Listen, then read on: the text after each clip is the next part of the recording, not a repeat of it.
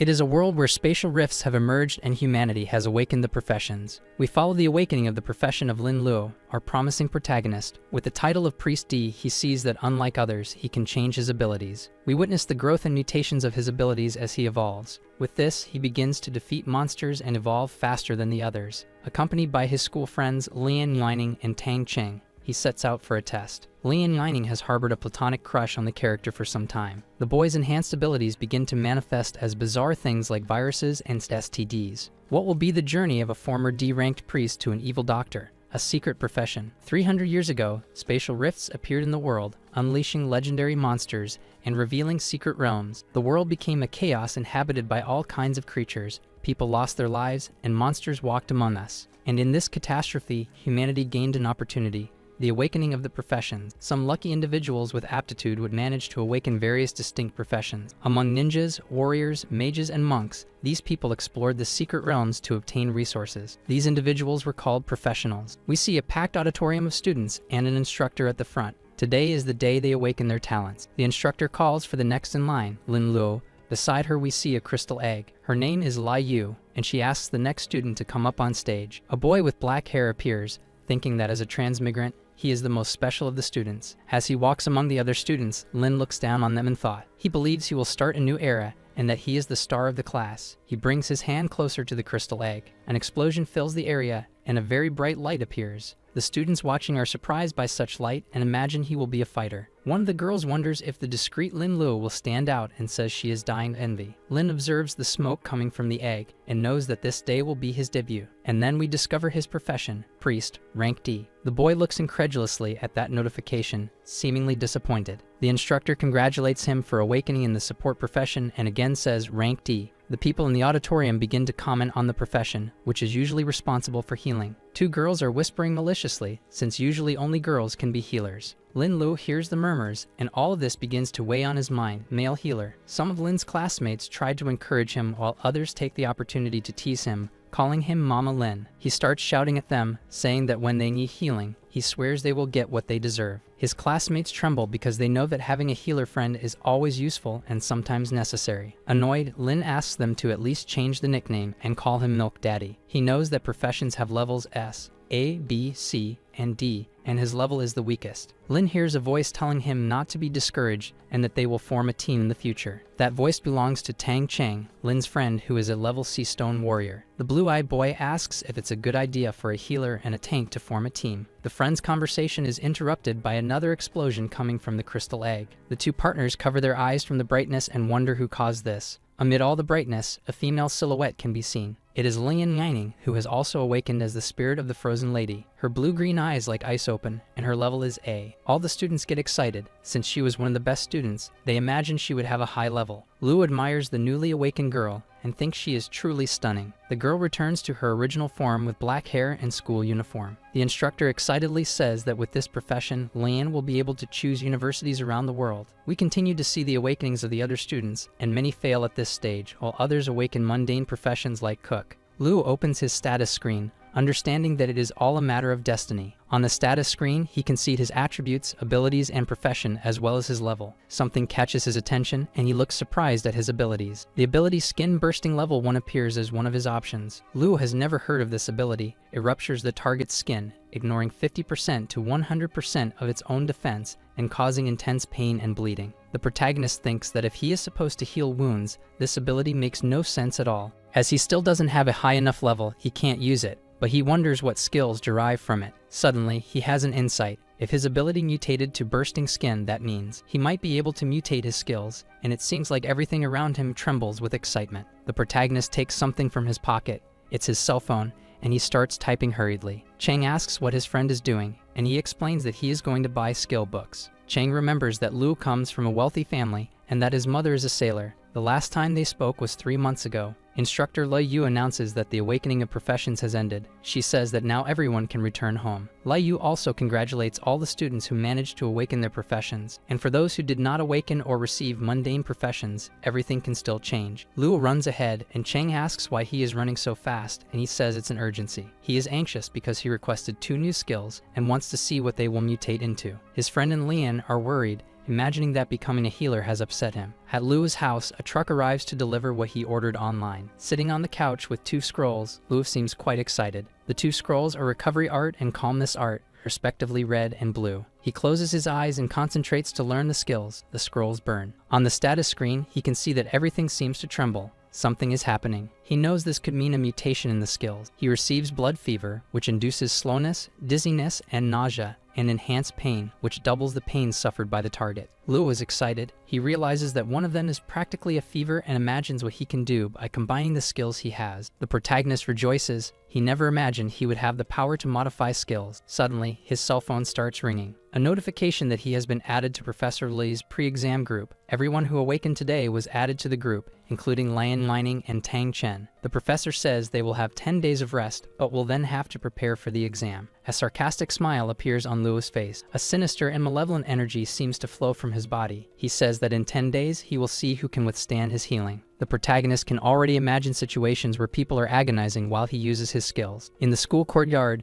2 female students walk and talk. One girl asks Whining if she is sad for worrying about Lin Lu. The girl blushes and says it's nothing like that, but her friend is already suspicious. The concerned friend reminds Whining that now she can choose any university, and Lua won't be able to keep up with her. Still blushing, the girl with long black hair gathers the courage to speak, but she is interrupted by Yang Horan, who heard that she awakened an A-level profession and asks which university she wants to attend. This boy used to pursue Lining, and now he has also awakened an A-level profession. Everyone says he and the girl with black hair make a great match. Nervous Lion corrects the boy, saying she wants him to call her by her full name. She takes her friend's hand and continues walking, saying it's a personal matter which university she wants to attend. Yang seems irritated and thinks it's absurd that she sent a love letter to Lin Luo, who is someone inferior. With a very mischievous face, he thinks there will still be many opportunities, and if she doesn't spare him, then he will be ruthless. Let's then go to the Demon Rat Plains, which are creatures suitable for low-level warriors to hunt. Lu arrives at the location. He is also surrounded by other mages and warriors. Satisfied because the plains have conveniently leveled creatures and are close to his home, the healer decides he will experiment with his mutant abilities and level up there for a while. A group of 5 people of level 5 or higher is needed to defeat the monsters. Warriors, knights, and druids have priority there,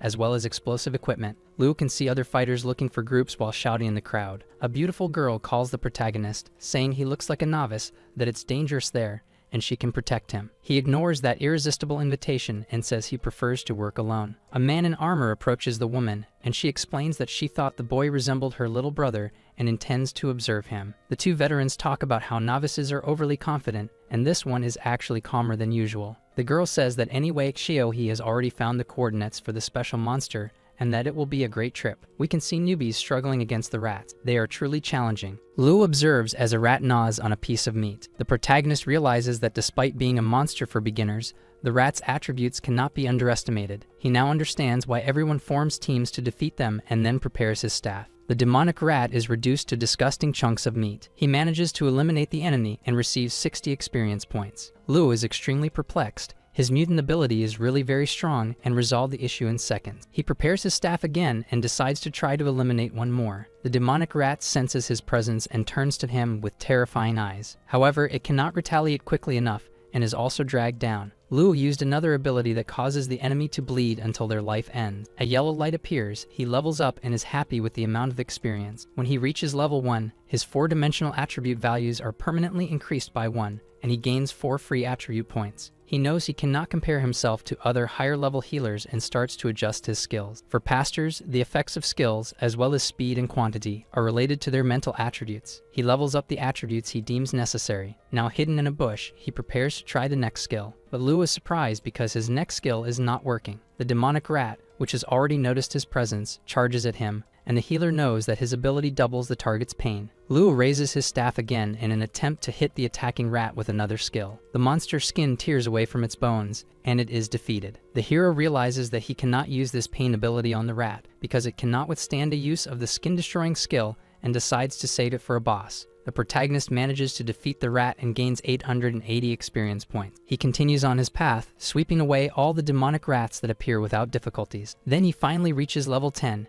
He obtained 4 free attribute points and 1 skill point. Lu can feel the power coursing through his veins. He has new skills to unlock. He is pleased to have reached level 10 in just 6 days. The protagonist takes a look at the newly unlocked skills, and it's a shame that he has limited points. The derived skills need to be learned through skill points. He looks surprised at the power catalog and chooses one called Acute Gastroenteritis. At the same moment he unlocks the skill, he hears high-pitched squeaks. The level 15 boss of the demonic rats approaches him with hatred in its eyes. He can hardly believe his eyes. A boss. Lu manages to dodge the rat's charge with a quick leap. The monster raises its paw to strike the protagonist's face. With a precise skill, the boy manages to defend against the blow. With one less arm, the rat looks even more furious. Lu loads more skills into his staff that ignore the monster's defense. Surrounded by a purple aura, the rat boss is cornered. The healer is managing to defeat a monster that normally requires 10 level 10 warriors. His mutant powers are indeed powerful. He will only need 2 rounds of skill. The rat suffers the effects of the blows,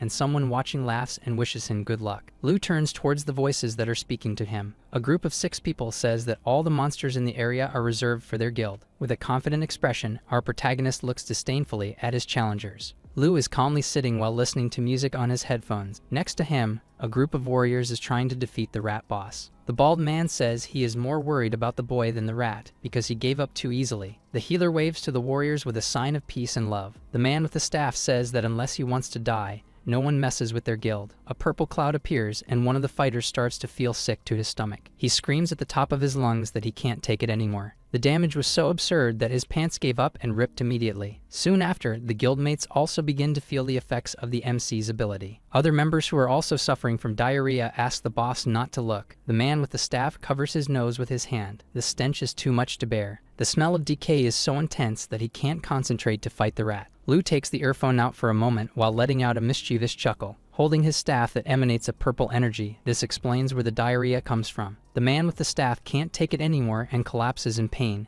Even the rat can't stand that smell. Our protagonist decides to end the rotten party and casts pain intensification and skin explosion. A horrendous noise can be heard, and pieces of things we'd rather not know about fly through the air. As a result, everyone is unconscious around him, and Lu gains experience for having defeated the rat. This time he receives several pieces of equipment and a skill book. The drop rate for skill books is 1 in 1,000, but hunting alone increases that rate. He equips the ring and gains passive healing abilities that cannot mutate. Lu picks up the scroll he received and begins to learn the new skill. He learns virus transmission, which can spread viruses and poison enemies from a long range. As expected, upon learning this new power, he undergoes a mutation and transforms into Black Death Outbreak. The ability spreads the Black Plague to a target or area, with complete control over the outbreak and the possibility of eliminating it at any moment. The healer says the Black Plague is contagious and caused the death of 30 million people. He knows that his ability is still at level 1, so it is far from being that terrible, but can improve. Lu also organizes the other materials he obtained, which are equally good. He hears a cracking noise coming from behind him. The protagonist wonders if it's a space rift, but no, it's a secret realm.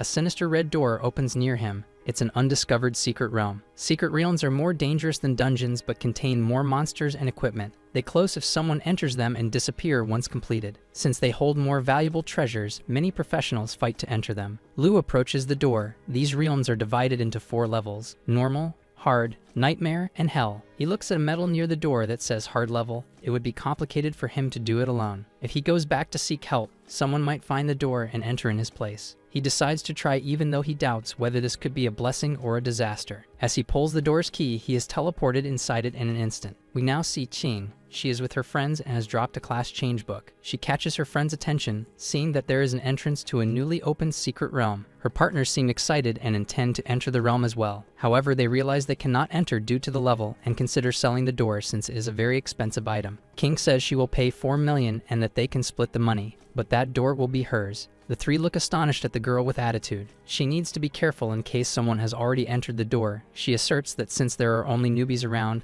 this is not a problem, and she will gift it to her niece. Inside the secret realm Scarlet Altar, we can see Objective 1. Eliminate all monsters. Objective 2. Destroy the Scarlet Altar. This cave, once sacred to orcs and lizardmen, has been corrupted by demonic energy, and its inhabitants have become killer monsters. Lu is hiding from the lizardmen. He knows this mission is truly challenging. The possessed lizards are strong against physical blows, but are afraid of magic, level 15. The healer observes that the reptiles are not as strong as the rat boss. Despite this, the monsters have a keen sense and notice the protagonist's presence. They chase after our adventurer, who flees from them quickly. He points his staff at the creatures with the intention of stopping them. Casting Skin Explosion and Loose Diarrhea, he gets what he wants. As a cold-blooded race living in a dark environment, their dung stinks too much. Lu realizes that the place is not large and has little ventilation, making the use of diarrhea very dangerous. He runs to a point where he is safer. Raising his weapon with precision, he decides to use his newest ability. Outside the secret realm, King is standing in front of the door. Ninning calls her aunt and shows her a fluorescent kitten that has great healing powers and could be a good pet. The aunt agrees that it's cute but says she has a birthday present for her, a secret realm. She says she selected members for the group who will protect her, and she will get great rewards. Some men in ninja masks shout that they will ensure Miss Yining's safety. The girl agrees, although she thinks she would prefer to choose her own team members. Kane warns that secret realms always cause disputes, and that her niece should leave soon. A strong energy emanates from the door, catching Mining by surprise. This energy is caused because someone has already entered the realm before. Kane hugs her niece, saying it must be some clueless rookie. They will wait for him to die before entering. The girl wonders who it could be that entered the realm.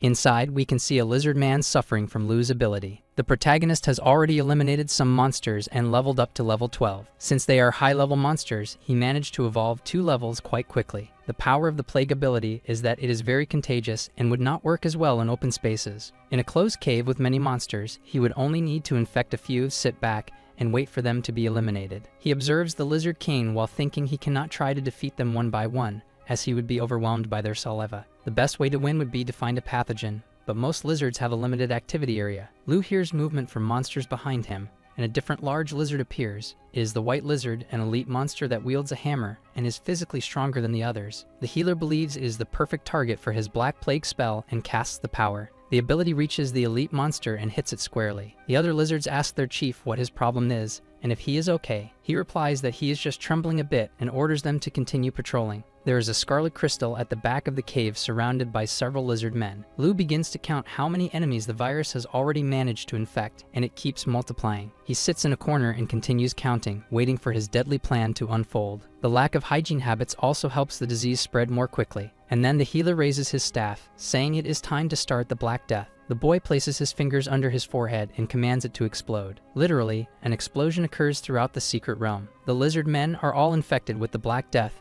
and are decimated in a matter of seconds. As the reptile corpses fall to the ground, the protagonist gains a lot of experience. Lu is astonished by the rapid growth. His levels rise quickly. He can see the power emanating from his body, and in a few minutes, he evolves 6 levels. Victorious, the boy approaches the scarlet altar and notices that there are still survivors. A large white lizard with flaming eyes stands on the altar. This monster is the Scarlet Father Lizard, level 20, the protector of the realm's altar. Our healer realizes that this is a boss that possesses healing abilities. Screaming incessantly, the fearsome monster also wields a staff just like Lu. The protagonist says he will take advantage of its illness and end its life. Showing its sharp teeth and red eyes, the lizard lets out its final roar, and its life ends with the powerful healer's ability. This was a fragile boss. Otherwise, Lu wouldn't have been able to keep killing monsters and bosses non-stop, which is too costly. He hears one of the white lizards still breathing. He needs to deal with them and then destroy the altar. The boy notices that the elite enemies are gathering near the chief's body. In a bizarre scene, the lizards are fusing together while eating the body of the strongest one. A white mass of lizards begins to form in front of the healer, and from this mass emerges the monster Furious Mutation, level 21,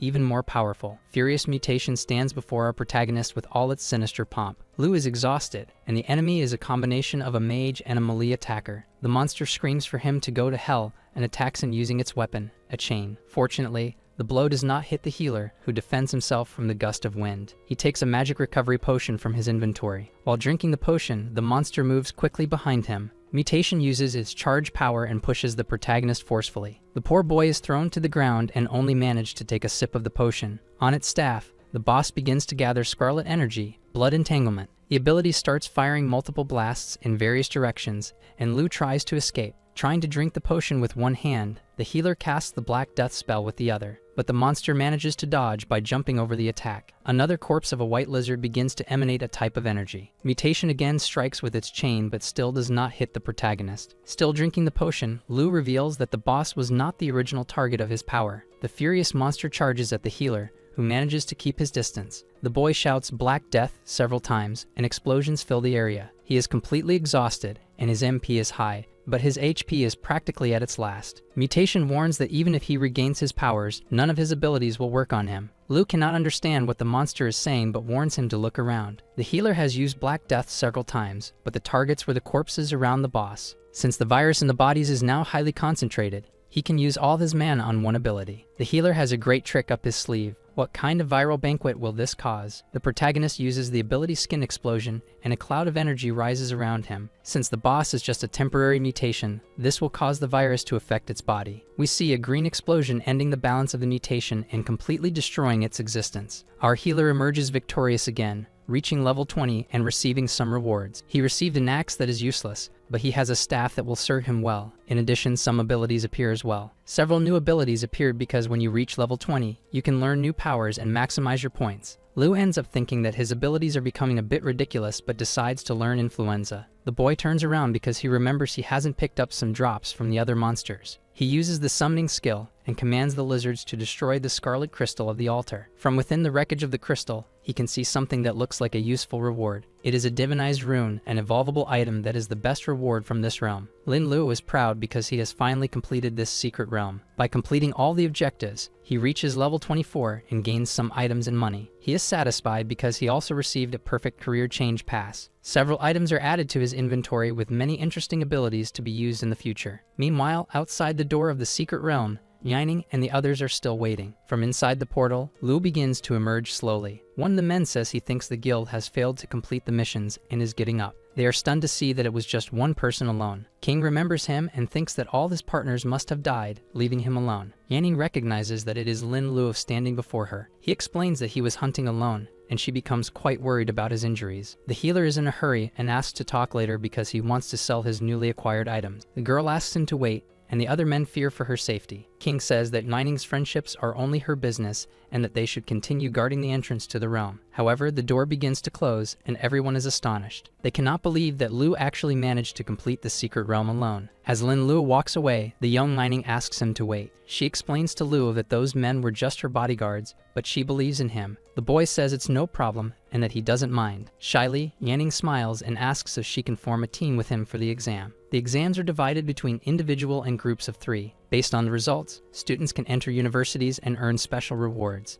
Lu emphasizes that he is level D and she should choose someone better, but Yining is determined to go with him. The healer finds the invitation a bit strange but decides it wouldn't be nice to refuse. Back home, the protagonist who sold the items he got from the monsters is rolling in money. He earned more money in 1 week than his mother's salary in a year. The door opens and someone enters the room where Lu is. Tang Cheng appears, asking where he has been these past few days. The healer offers his friend a sword and armor, leaving him impressed. Lu explains that he has been leveling up in the Rat Plains and asks them to form a team for the exam. Tang is all happy with the gifts and jokingly asks to be Lu's real brother, which he declines. We change scenes and now see someone shouting in disbelief in an elegant palace. A man with spiky hair is talking to Yining and cannot accept that she declined to team up with Dongfang. He is her father. She explains that she prefers to join forces with Lin Lu, who is her friend and completed a secret realm. The father is impressed and says that this seems like an achievement of a professional A or S. Upon learning that Lu is actually a rank D priest, he cannot believe it at all. King confirms that it is true and that forming a team with him doesn't seem like a bad idea. Yining's father says she can do as she prefers since even her sister believes in it, and he leaves. On the day of the exam at the testing tower, we can see several students approaching. Bing Bing is live streaming from the tower. Over 20,000 professionals will participate in the test. There are several testing towers around the world with more than 1,000 floors. If a professional reaches the 20th floor, they will already be considered an incredible genius. She shows the current ranking of the best participants. First is Su Hen, second is Dongfang, and third is Unparalleled Sword. Tang and Cheng are waiting for the third member. Tang wants to know who it will be and if they are a damage dealer. Yining appears among the crowd greeting Lu and saying that now the team is complete. Cheng is surprised to see that the healer has called the most beautiful girl in the room to the team. From the top of the tower, a man with red eyes observes the crowd of professionals. He is a boy who was previously rejected by Yining and seems frustrated. Yang Horeng appears, brought by another blonde man. He was called by Dongfang. The man with red eyes describes what he knows about Yang and asks if he is really rank A. A bit startled by everything a stranger has discovered about him, Yang agrees. The boy in red then makes the proposal for him to join his team. The blonde in blue reminds that his 2 former partners can no longer enter the test, but he doesn't mind. They start talking about Yining and her special profession.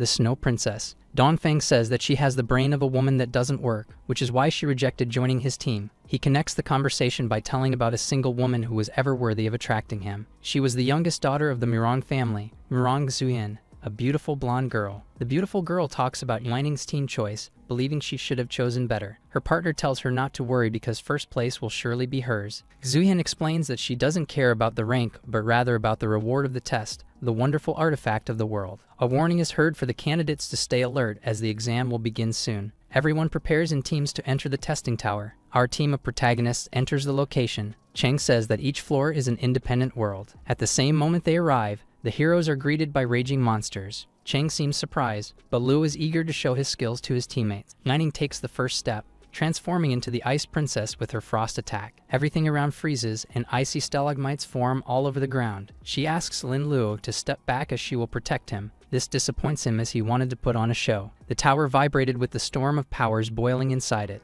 According to the rules, the more floors a team completes in 12 hours, the better the result. We can see that some team has already managed to reach the 7th floor quite quickly. The leading teams are Dongfangs and Mirongs, followed by, the organizers can hardly believe it, but Chen, Luo, and Mining are in 3rd place. They judge that one of the team members is just waiting while the others fight. Luo explains to Yining that despite being a priest, he has no healing abilities and cannot attack the monsters there. The spectators are envious of Luo for being on a team with the goddess of the school. They also comment on Chen, believing that soon she won't be able to carry the group of losers anymore. A girl picks up a cup, listening that this team has reached the 10th floor. She is king, thinking that if a guy who completed a secret realm is a loser, then 99% of the candidates are worse than trash. 3 hours pass, and we see many candidates fallen on the ground begging for medics. The spectators comment that the higher the floors, the stronger the monsters become. Will someone break the record of 26 floors? After the 15th floor, there are no images as monsters destroy cameras, preserving the competitors' secrets. They laugh because Yining's team, which was previously in 3rd place, is now among the 30. This was expected since she was carrying the team, and it is even surprising they lasted this long. Our heroes remain steadfast, and everything around them is frozen thanks to Yining. She seems completely exhausted and wonders if this is her limit. Cheng is proud because they reached the 19th floor solely through her effort. Luo, with a mysterious air, asks them to switch positions as he will take the lead. Cheng finds this strange, believing that Yining is the strongest, but she asks him to look at Luo's information panel. The knight is impressed to see the level difference, and that he completed the secret realm alone. Luo asks where he thinks his gift equipment came from and asks Yining to unfreeze the monster. The healer touches the still frozen enemy and asks what they think the monster will do once it is unfrozen. The girl replies that it will seek reinforcements. Luo confirms and tells her to prepare to level up. She agrees and says she would love to see how Lin Luo completed a secret realm alone. The little monster gradually begins to unfreeze, starting from its head. Once fully freed, it does as Luo predicted and runs away in panic. It doesn't take long before they can hear the noise of more monsters approaching. The healer finds it strange because there wouldn't have been enough time to summon so many reinforcements. Mining and Chen also find it odd since they had already cleared the area. The two boys notice that there are other people there, and we see 3 silhouettes. They are 3 shady guys who deliberately brought more monsters to delay the others. Mining ends up lowering her guard while a monster is very close to attacking her. But before the enemy could attack, a chain with a ball at the end defends her. She looks surprised in the direction of the chain that protected her. It is an invocation skill from Luo, who brought the white lizard into battle. He commands the lizardmen to attack the monsters. Cheng is dazzled. The girl explains that it is a skill related to equipment. The 3 who brought the monsters continue to observe the hero's power. One of them notices that more monsters are approaching. They believe this will kill the protagonists and decide to look for the entrance to the next floor. Our heroes are cornered. The number of monsters has doubled, and reinforcements have arrived. Lin Luo strikes his battle pose with his staff and prepares to make his move. He invokes his powerful skill, Black Death Outbreak. The approaching monsters are taken by surprise. They all feel the power of our protagonist's skill and are eliminated. Without delay, the 3 protagonists begin to level up. The healer has not finished his move. He concentrates a cloud of energy, and the entire floor is covered in death and a sinister wave of power. A hole opens in the sky, forming a beam of light from above, surprising the warriors.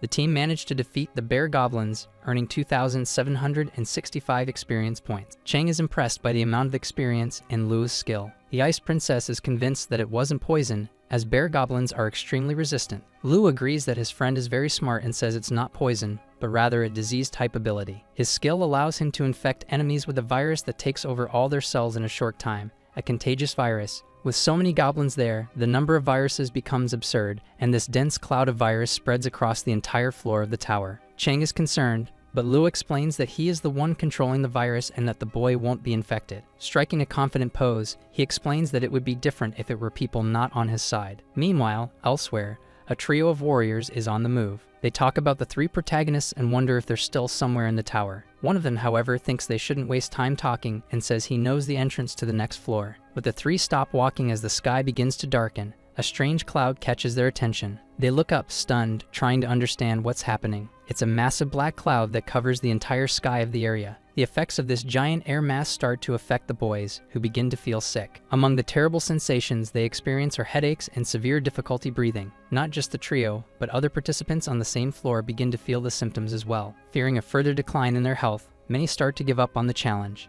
The floors of the tower continue to ascend as the candidates climb. Some gentlemen discuss that this time they believe the candidates will reach floor 27 or even 28. They are worried because the world has become more hostile and they need a prepared generation. One of them believes that giving rare world objects as rewards is excessive, but another disagrees, saying it will be a good way to train them. The oldest among them asks them to stop talking and look in the direction of the tower. It seems that something is wrong. A large amount of poisonous fog on the 19th floor. Some energy balls begin to emerge from the tower. Several candidates who were on the 19th floor start to appear poisoned and badly injured. The doctors believe it is the poison from a monster on the 26th floor and wonder if it descended to the 19th. Looking closely, the doctors realize that it is not poison but rather a viral disease. An older man approaches and confirms that it is the Black Plague. The monster that can spread this disease is on the 50th floor. He is confused about what is happening. A sick man says he only saw the poisonous fog, and even the monsters suffered. The plague had a limited impact, and many, especially those of rank S, have already reached high floors,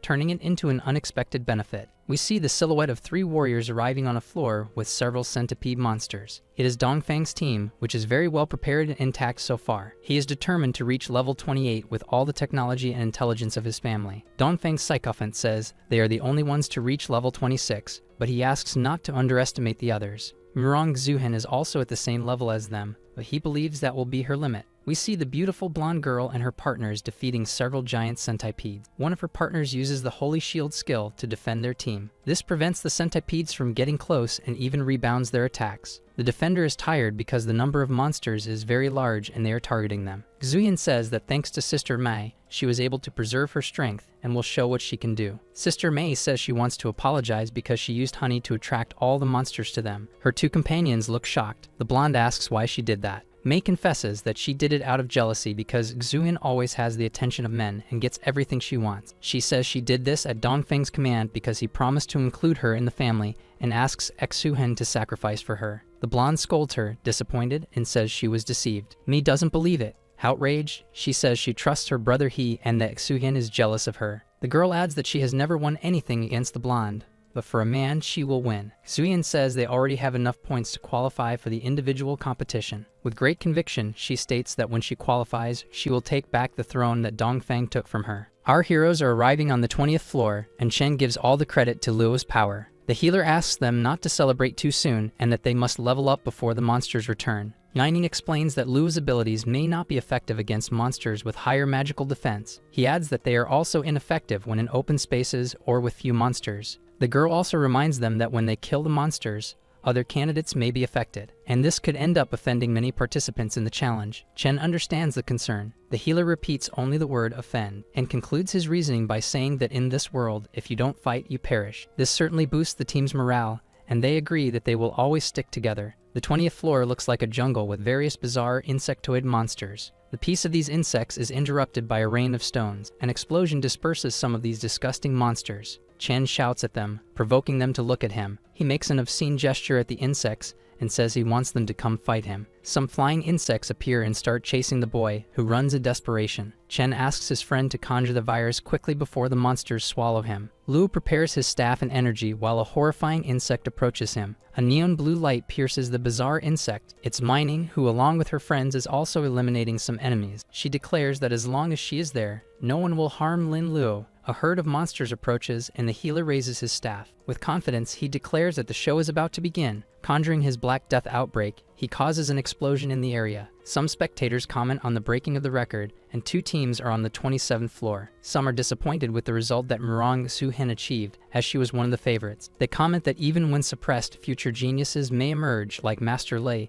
who overcame attacks out of envy and reached the top. An informant ninja arrives, interrupting the spectators' conversation, saying that something bad is going to happen. He points to the tower and says that new poison mists have appeared and are spreading upwards. In just 4 hours, the poison has spread to the 24th floor, and approximately 3,000 candidates will be affected. The doctors are busy taking the sick away. There are few students above level 24. One of the gentlemen asks how many candidates are above level 24, and there are fewer than 100. They begin to reflect, and one of them concludes that this seems like work done by human hand. The other man questions whether he believes there are corrupted people mixed in with the candidates. Since the apocalypse and the emergence of professions, some sustain humanity, while others refuse reality or seek more power. These choose to surrender to the alien demon god and believe that dedicating the world to the demon is the only way to maintain civilization. They walk hidden, causing destruction and serving the demon god. They are known as the Fallen. One of the men says that if the Fallen were present, no one would have survived, but the other says they might be targeting the S-ranked professionals. The gentleman states that the tower is blocked during the tests, and they wouldn't be able to enter. They have no choice but to place all their hopes on the talented students. The group of heroes reaches level 26 and is passing through the door. The friends compare their growth. Chen is level 20, and Mining is level 25. Luo opens his skill panel and counts that he has reached level 30 and has 4 skills to learn. He gains a skill called Reproductive Excitation that makes the target wildly eager to reproduce. The other 3 are also strange. They spread sexually transmitted diseases. Luo, unabashed, seems excited and decides to learn all the new skills. Chen and Mining notice the mischief on their friend's face and ask why he looks like that. The girl approaches to peek at the skills, and the healer quickly closes the panel. She blushes a little and reminds the boy that upon reaching level 30, he can make a job transfer. Luo goes to check the mission for the change and remembers that he also received a secret job as a reward. He activates the secret workbook and has 2 options. Selecting one makes the other disappear permanently. The 2 options are Dark Lord and Evil Doctor, and he thinks about which one he should choose. He looks at the specifications for the Dark Lord option, but believes it won't be suitable for his current skills. The Evil Doctor option fits perfectly, and he feels it would be like opening a box of surprises. He wonders who would refuse the opportunity to perform surgeries without having to take responsibility for the risks. Now our healer was transforming into an evil doctor, and he received the secret mission Silver Heart. He has a deadline of 1 month to kill a humanoid boss of silver level and obtain its heart. Luo explains that the 3 friends now need to go their separate ways. The 2 are disappointed and ask if he wouldn't like help with his transfer mission. He explains that he will need to kill a boss that is in the tower and prefers to go alone. Manning asks if he is referring to the boss on the 30th floor, which is very dangerous. He stands by his decision and says he is sorry for his friends, because from now on it will be difficult for them to proceed. Chen said that thanks to him, he managed to reach level 26 and make quite a bit of money. Luo then says goodbye to the 2, placing his hand on his companion's shoulder. With a sudden movement, Yanning grabs the young man's hand and asks him to wait a minute. She hands him a stand-in puppet, an item that allows the bearer to withstand a lethal blow. The healer knows how precious this item is to the Ice Princess and declines the gift. In an almost love confession, Mining says that Lu's safety is more important than any object. The 2 colleagues of the protagonist then say their final goodbyes and go their separate ways. Now Lin Luo is truly alone, taking care of himself. Thinking about the gift he just received from Mining, he wonders if he should return the gesture. In another location, we see Dongfang's team battling powerful monsters. One of Dongfang's friends is exhausted. They have only encountered very strong monsters so far. A man says it is a coincidence that they have met and that they should join forces. He agrees. The leader says that the nearest entrance is near the lava lake, and everyone runs in that direction. The ninja man uses his spectral phantom thunderstorm ability to decimate the enemies. All the warriors combine their strengths to clear a path to the door of the next level. They manage to get through and reach close to the portal and the lava lake. Suddenly, a gigantic wave surges from the lake, surprising everyone. From this wave emerges a horrendous, flaming horned monster. It shoots a blast of lava towards the blonde fighter. This monster is the boss of the 27th floor, the Hellhound King, which lies dormant in the lava lake. One of the warriors realizes it is Dongfang's pet dragon that is irritating the lava monster. The man with red eyes asks if Pan Chen is not saying this to try to escape. Pan says he cares a lot about Dongfang and would never leave him hanging while being targeted by such a powerful boss. Both combine their strengths and charge at the steaming beast. Meanwhile, in another location, we see Lining and Chen returning from the tower. The girl is embarrassed by the interaction she had with Luo. Chen notices this. She holds back her thoughts since he is alone in the tower now, and she just wants him to be safe. Chen tries to reassure her and calls her sister-in-law. The girl feels embarrassed by this gesture. The boy reveals that he found the love letter she wrote to Luo earlier and knows that she likes him. Until then, Yanning thought he hadn't read it. She asked Chen what his reaction was. The protagonist's friend explains that he believes he does care about Lining. While the 2 are talking, 2 other boys return from the tower somewhat battered. They are Yang Haoran and Zhang Meng from Dongfang's team, which is losing members. The blonde asks Nining if she is okay and what level she managed to reach. When he approaches, Chen steps in front, telling him not to treat his sister-in-law with such familiarity. Horan can't believe what he just heard, sister-in-law. Haoran still repeats the word that made him shiver, sister-in-law. Chen asks Nining to accompany him so they can get away and wait for brother Luo. The blonde boy is indignant and asks when Nining became his sister-in-law. Luo's friend says it is clear to see how close they are, and the girl asks him to stop shouting. Horan still insists and approaches them, saying that Lin Luo is just D-rank trash. He ends up letting his emotions flow to the surface and starts insulting the protagonist and his friend. Luo's loyal companions don't let it slide and ask him to pay close attention to his friend's achievements. Chen points to the panel and shows that the partner is on the 27th floor. The blonde can't believe how he managed to bring his friends to the 26th floor and still climb to the 27th alone. The conversation is overheard by many people around who discuss how a priest can achieve such a feat. A gentleman in formal attire calls for Haoran and says that the city guard wants to see him. He goes to a tall and very imposing temple. Upon arriving, Haoran is greeted by the gentlemen who were discussing the tower. The boy had only seen these people on TV, and now they are looking for him. One asks if he noticed any abnormalities or poison on the way to the 27th floor. Horan denies seeing any poison, but says that the Hellhound King woke up and was eliminated because of him. The gentlemen conclude that the plague was not in the tower but was brought there. An informant warns that besides the favorites, another candidate has reached the 27th floor. The gentleman asks what his name is and what his profession is. The ninja incredulously says that it is Lin Luo, and he is a D-rank priest. The gentlemen conspire about how a priest could manage, even with Mining's company. Horn begins to insist that the protagonist's team must be cheating. The elderly man thinks it wouldn't be possible to cheat in a tower given by the gods. The other bearded man thinks it is still too early to say, but he could be a fallen. They decide that they will need to investigate more cautiously. Meanwhile, Yeling goes to meet her aunt who had called for her. King asks if the Black Death is a skill of Lin Luo. The girl asks how she knew, and her aunt says she pieced together the facts and guessed. The woman warns that many important people have been eliminated because of Luo,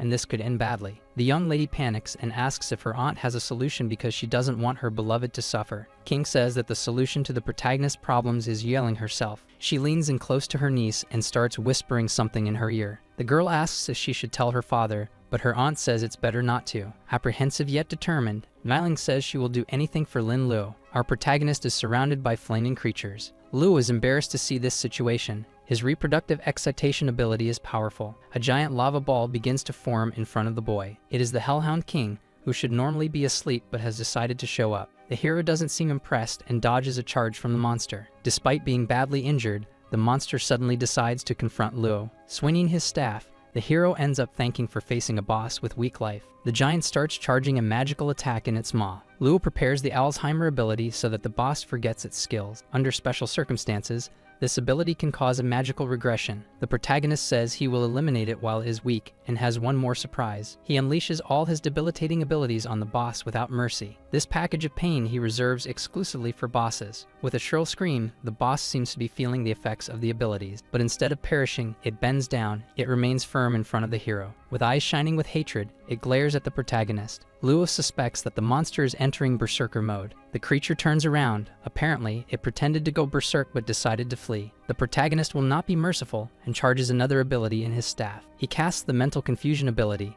and the beast feels it strongly. This ability makes the target confused and start attacking anything around it. The boss approaches the monsters that were previously in love. They stop their activities, a bit confused by the situation. With a blast of lava, it eliminates all the poor shameless ones and itself. As a result, it levels up to 31, gains magic crystals and equipment in addition to magic crystal, flame shield, and burning dagger as rewards. He was the first to defeat this boss, as it always fled when losing. Luo prepares to go to the next floor as there are only 2 hours left until the end of the test. Meanwhile, in room number 902 of Nisksuhin, a girl informs her that Lei Mai has been missing since she left the tower. The blonde believes that her ex-friend is avoiding her. She orders that the finances of the trader's family be cut off and wants them expelled. The maid says she can show Xu-Hin the situation in the tower, but she denies it, saying she already knows what is happening. The blonde's predictions are wrong because, in addition to Dongfang, there is a rank D priest on the 28th floor. The girl is surprised by this and asks how this could have happened. Interested, she observes the screen and says she knows the guy and imagines the poison came from him. Xu-Hin explains that Yining is familiar to her and she knows the girl has eyes for Lin Luo. When asked if she thinks Luo is a potential rival,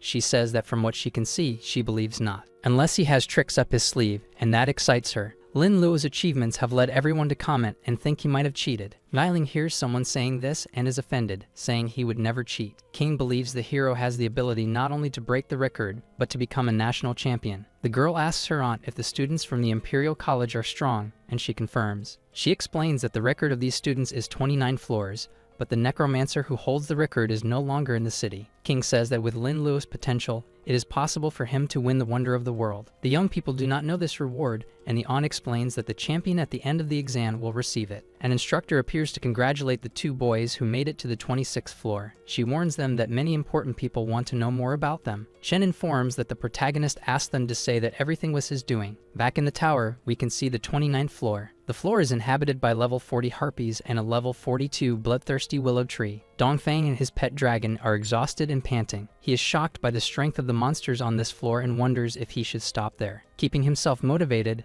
the boy wants to surpass Jung Meison's record and be the best. A harpy manages to find him and comes from the sky directly at him with its claws. But before attacking him, the creature stops short on a rock. The boy wonders what happened and if she found someone else. He doesn't think it's possible because he believes he is the only person on that floor. Sneaking to observe, he peeks from behind a rock. He thinks he is seeing a fight between the harpy and the tree, but this fight seems a bit suspicious. Suddenly, the area is filled with harpies and trees interacting in a very physical way. Dongfeng realizes that this is not a fight, and his eyes find something he never imagined would be possible. He sees Lu approaching, holding his staff firmly. The protagonist is intrigued by the interactions between plants and animals, once again surprised by his ability. He could take the opportunity to gain experience, but he is short on time and needs to act quickly. Dongfeng is confused about the guy's profession and decides he cannot allow him to continue. He opens his inventory and apologizes to his pet dragon, saying he will have to pay. In the palm of his hand, he holds a green energy ball and decides that victory will be his. Already on the 43rd floor, we can see many ice frogs croaking nonstop. Our protagonist reaches this freezing level. He shivers from the cold, knowing that in this place, the temperature can drop to 100 degrees below zero. He has an idea. He will try to use the ability he got from the Hellhound King, Flame Shield. He just has no idea how the mutation of this ability will turn out. The Penicillin Phage Antibody Shield ability devours any elemental power and manufactures antibodies from it, forming a shield. Lu is surprised by his new power, which has many passive effects and makes him resistant. Now he is prepared to face any hostile environment, including the cold he is in. Someone is following him, leaving footprints in the soft snow. Dongfeng had to prepare for the cold, but the protagonist walks along carefree. His pet dragon is resistant to the cold, and by swallowing the elixir, he was able to double his strength for 10 minutes. Afterward, he will need to compensate for the loss of his essence due to the side effects. The dragon is indeed much larger, and his master orders him to attack the healer. With his eyes shining in a scarlet energy, the pet prepares for his attack. He approaches the protagonist, who is continuing his path across the ice. Luo notices some strange movement behind him. He manages to dodge the dragon's charge and finds its presence in that place odd. Our healer recognizes the dragon as Dongfeng's pet. Lu only finds it strange that he attacked so suddenly. He summons his warriors. With the summoned lizard warriors, he orders an attack. The dragon defends itself by swinging its tail and throwing some lizards away. Additionally, it releases a burst of fire, burning its opponents. The healer knows that the lizards are no match for him, but they are enough to hold him back. He uses his ability Skin Explosion and hits the pet. The ability wasn't very effective, and Lu knows that Dongfeng must be hiding nearby. Charging energy in his staff, he decides to use the pet to find its master. Lu casts his ability Mental Confusion on the dragon. This causes it to turn around and start flying towards its master. It collides with the ice wall where Dongfeng was hiding. The furious master orders his pet to recover. Since his position has been discovered, he decides to join forces with his dragon and attack together. Lu notices that the pet recovered quickly from the confusion, but it will be different with the master. A scarlet energy in the shape of a claw approaches the boy's face. The healer appears behind Dongfeng, and he looks a bit confused. He prepares a strike with his arm, asking how Lu dares to want to fight hand-to-hand. The battle is so intense that one can hear the screams throughout the territory. From the silhouettes of the warriors, we can see that apparently, Dongfeng landed the blow. He charges another strike with his hand, Yellow Flash Strike, and a radiant light hits the protagonist, causing his shadow to disappear. Dongfeng claims victory, saying that no one can match his profession, Dragon Knight. Lu is behind him, alive and intact, and he asks where his dragon could be. Dongfeng's dragon is down and unconscious, and he can hardly believe what he sees. The boy yells at the protagonist, asking what he did to it. Lu tells him to be quiet and wonders if he will still be able to scream. After he tears out his tongue, the boy with red eyes tells him not to get cocky, as he only won because he was injured. The healer finds it absurd that Dongfeng gives up but still keeps his nose in the air. but it's better to let that go and go after his class change. From outside the tower, one can see another candidate coming out. A girl says that now only Dongfang and Lu are left and wonders which of the two was eliminated. All the students watching hope that this time the one eliminated will be Lu. These boys are upset because the protagonist was responsible for their defeat. However, to everyone's dismay, it is Dongfang who appears defeated and panting. He has a grim expression and asks if the people want to fight. The frightened people say they would never dare to fight him. One of the boys says he noticed something wrong with his dragon pet. Dongfang looks at his companion and he really seems very uncomfortable. Suddenly, the little dragon releases a foul blast from its rear. Everyone around is disgusted and feels like vomiting because the smell is truly horrible. With much nausea, Dongfang knows this was Lu's doing and prophesizes that he will pay tomorrow. Meanwhile, somewhere in Dongfang's house, a seated man says that he here must be leading at this moment, and that is no challenge for him. The patriarch says it's hard to assert that, and the other replies that his opponent is someone of low rank. Being a priest, it is to be expected that he used some secret tactic to reach the floor. The seated man says that the future of the family lies in Hire's potential and does not want to lose any more grandchildren. Adjusting his glasses, Daezong observes a torch on the wall and seems worried. He receives a notification on his watch that his son has been eliminated. It also says that the dragon is in an embarrassing situation that has affected many other candidates. Back in the frozen floor, we see level 43 poisonous ice frogs. Lu is hiding behind an ice wall and casts his skin explosion spell. The unsuspecting frog is affected by the ability, and its skin explodes. However, it notices the author of this spell and looks in his direction. The little creature is furious and inflates its body and skin, preparing an attack. The protagonist realizes that this is a self-destruction and acts to prevent it. He casts his Alzheimer spell, causing the amphibian to be unable to complete the ability. Thus, the frog is eliminated, and our healer receives his experience points. Observing what the enemy dropped, he thinks that if the self-destruction had worked, it would have been complicated. Lu obtains an item that, when consumed, increases spiritual power by 1. But has no limit. He is suspicious because normally these items have limits, but he believes it shouldn't be fake. Maybe when the frogs explode, they take the pearls with them. Since low-level warriors can't defeat the frog without exploding it, it's a pretty rare item. Moreover, more than rare, it's an unexplored treasure, and he decides to experiment. We continue to see our hero defeating the frogs with his skills. The icy amphibian inflates quite a bit after receiving the skin explosion. Lu lies in wait, just waiting for the scene to conclude. Then the frog explodes, causing a loud bang and throwing snow everywhere. This time he receives the experience but not the item since the creature exploded. The greedy healer is already ready for the next one. He decides he will deal with them in the shortest time possible and arrives at a location with several. Summoning lizard warriors, he commands an attack. The frogs approach, swollen like balloons and croaking non-stop. The boy points his staff at them and tells them not to even think about exploding. Some of them lose body parts and start flying through the air. Lu prepares himself, facing the crowd of icy amphibians. The noise from the attacks attracted several of them, and that's exactly what our protagonist wanted. He managed to infect the frogs that didn't explode with his deadly viruses.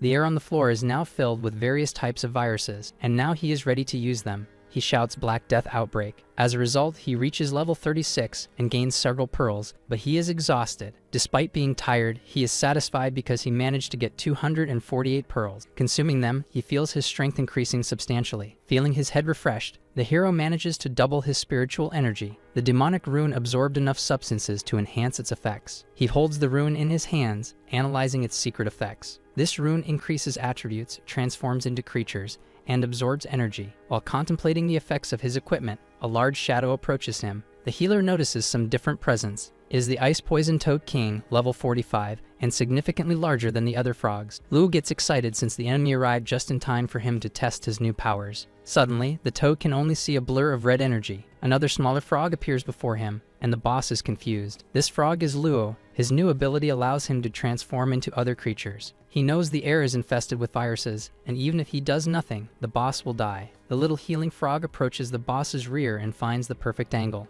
Returning to his original form, he uses his skin explosion ability. The poor toad has its rear blown up in a very unpleasant way. Definitely feeling a lot of pain, the boss croaks loudly. To complete his combo, Lu unleashes his Diarrhea Loose ability, and the fate of the icy toad is anything but pleasant. This is the new combo from our protagonist's rear, capable of hurting even bosses. However, from the toad's sticky eyes comes a freezing blue ray. It is the freezing light ability directed at Lu. Fortunately for our hero, the attack does not hit him. The protagonist is impressed by the strength of the attack and knows that if he had been hit, he would have died. Once again, the great amphibian tries to unleash its eye attack. To defend himself, our healer uses his Alzheimer ability. In addition to that, some energy hands approach the boss's eye, and thus, the skin explosion puts on its show, destroying the enemy's eye. Now that Luo has attacked his opponent's eyes, he will no longer be able to use that ability. And now it is time for our merciless healer to act. Our imposing protagonist is observing the battlefield. Lizard warriors attack the boss frog in groups. Without its eye, the amphibian croaks furiously but is already losing strength. Luo realizes that it is trying to self-destruct and prevents it with the Alzheimer ability. After the long battle, he manages to eliminate the Frog King and levels up to 36. The healer notices that the boss left many items as a reward. He decides to learn the Frozen Light skill book first, and then Luo learns the Owl Spread ability. He knows that this ability is a deadly and incurable disease that can be very useful. The pearl he obtained from the boss is also good because it can grant him a super ability. By consuming this pearl, his spiritual power increased by 10, and he acquired 2 abilities. The Adrenaline Rush ability increases reaction time but has a limit, otherwise it consumes the user's mind. He is excited because the strength of this power is equivalent to the amount of his spiritual strength. Outside the tower, Dongfang is receiving medical treatment. The other students are disappointed that the boy was humiliated by his own pet. Almost one can see the aura of resentment, and he promises that he will kill Luo tomorrow. While they were distracted by the dragon Dung, the priest reached level 29. No one can believe this situation. Everyone is extremely shocked. And then they see that Lin Luo has reached the 30th floor, impacting everyone. Chen and Mining are very proud of their friend who just broke all the records. The gentlemen observing the tower's progress are all astonished. The Dongfang family has always been very arrogant, and they never imagined that someone would defeat them. Zuhen is watching the hero's progress and believes he is now the #1 in the country. She begins to consider that it might be good for him to become a member of the Murong family. Back in the tower, we see the 30th floor, which is a dense forest full of bats. Our protagonist arrives at the location, prepared for more challenges. Since he spent a lot of time in the frozen frogs, he decided to go as fast as he could on the 29th floor. With the monsters on that floor being super aggressive,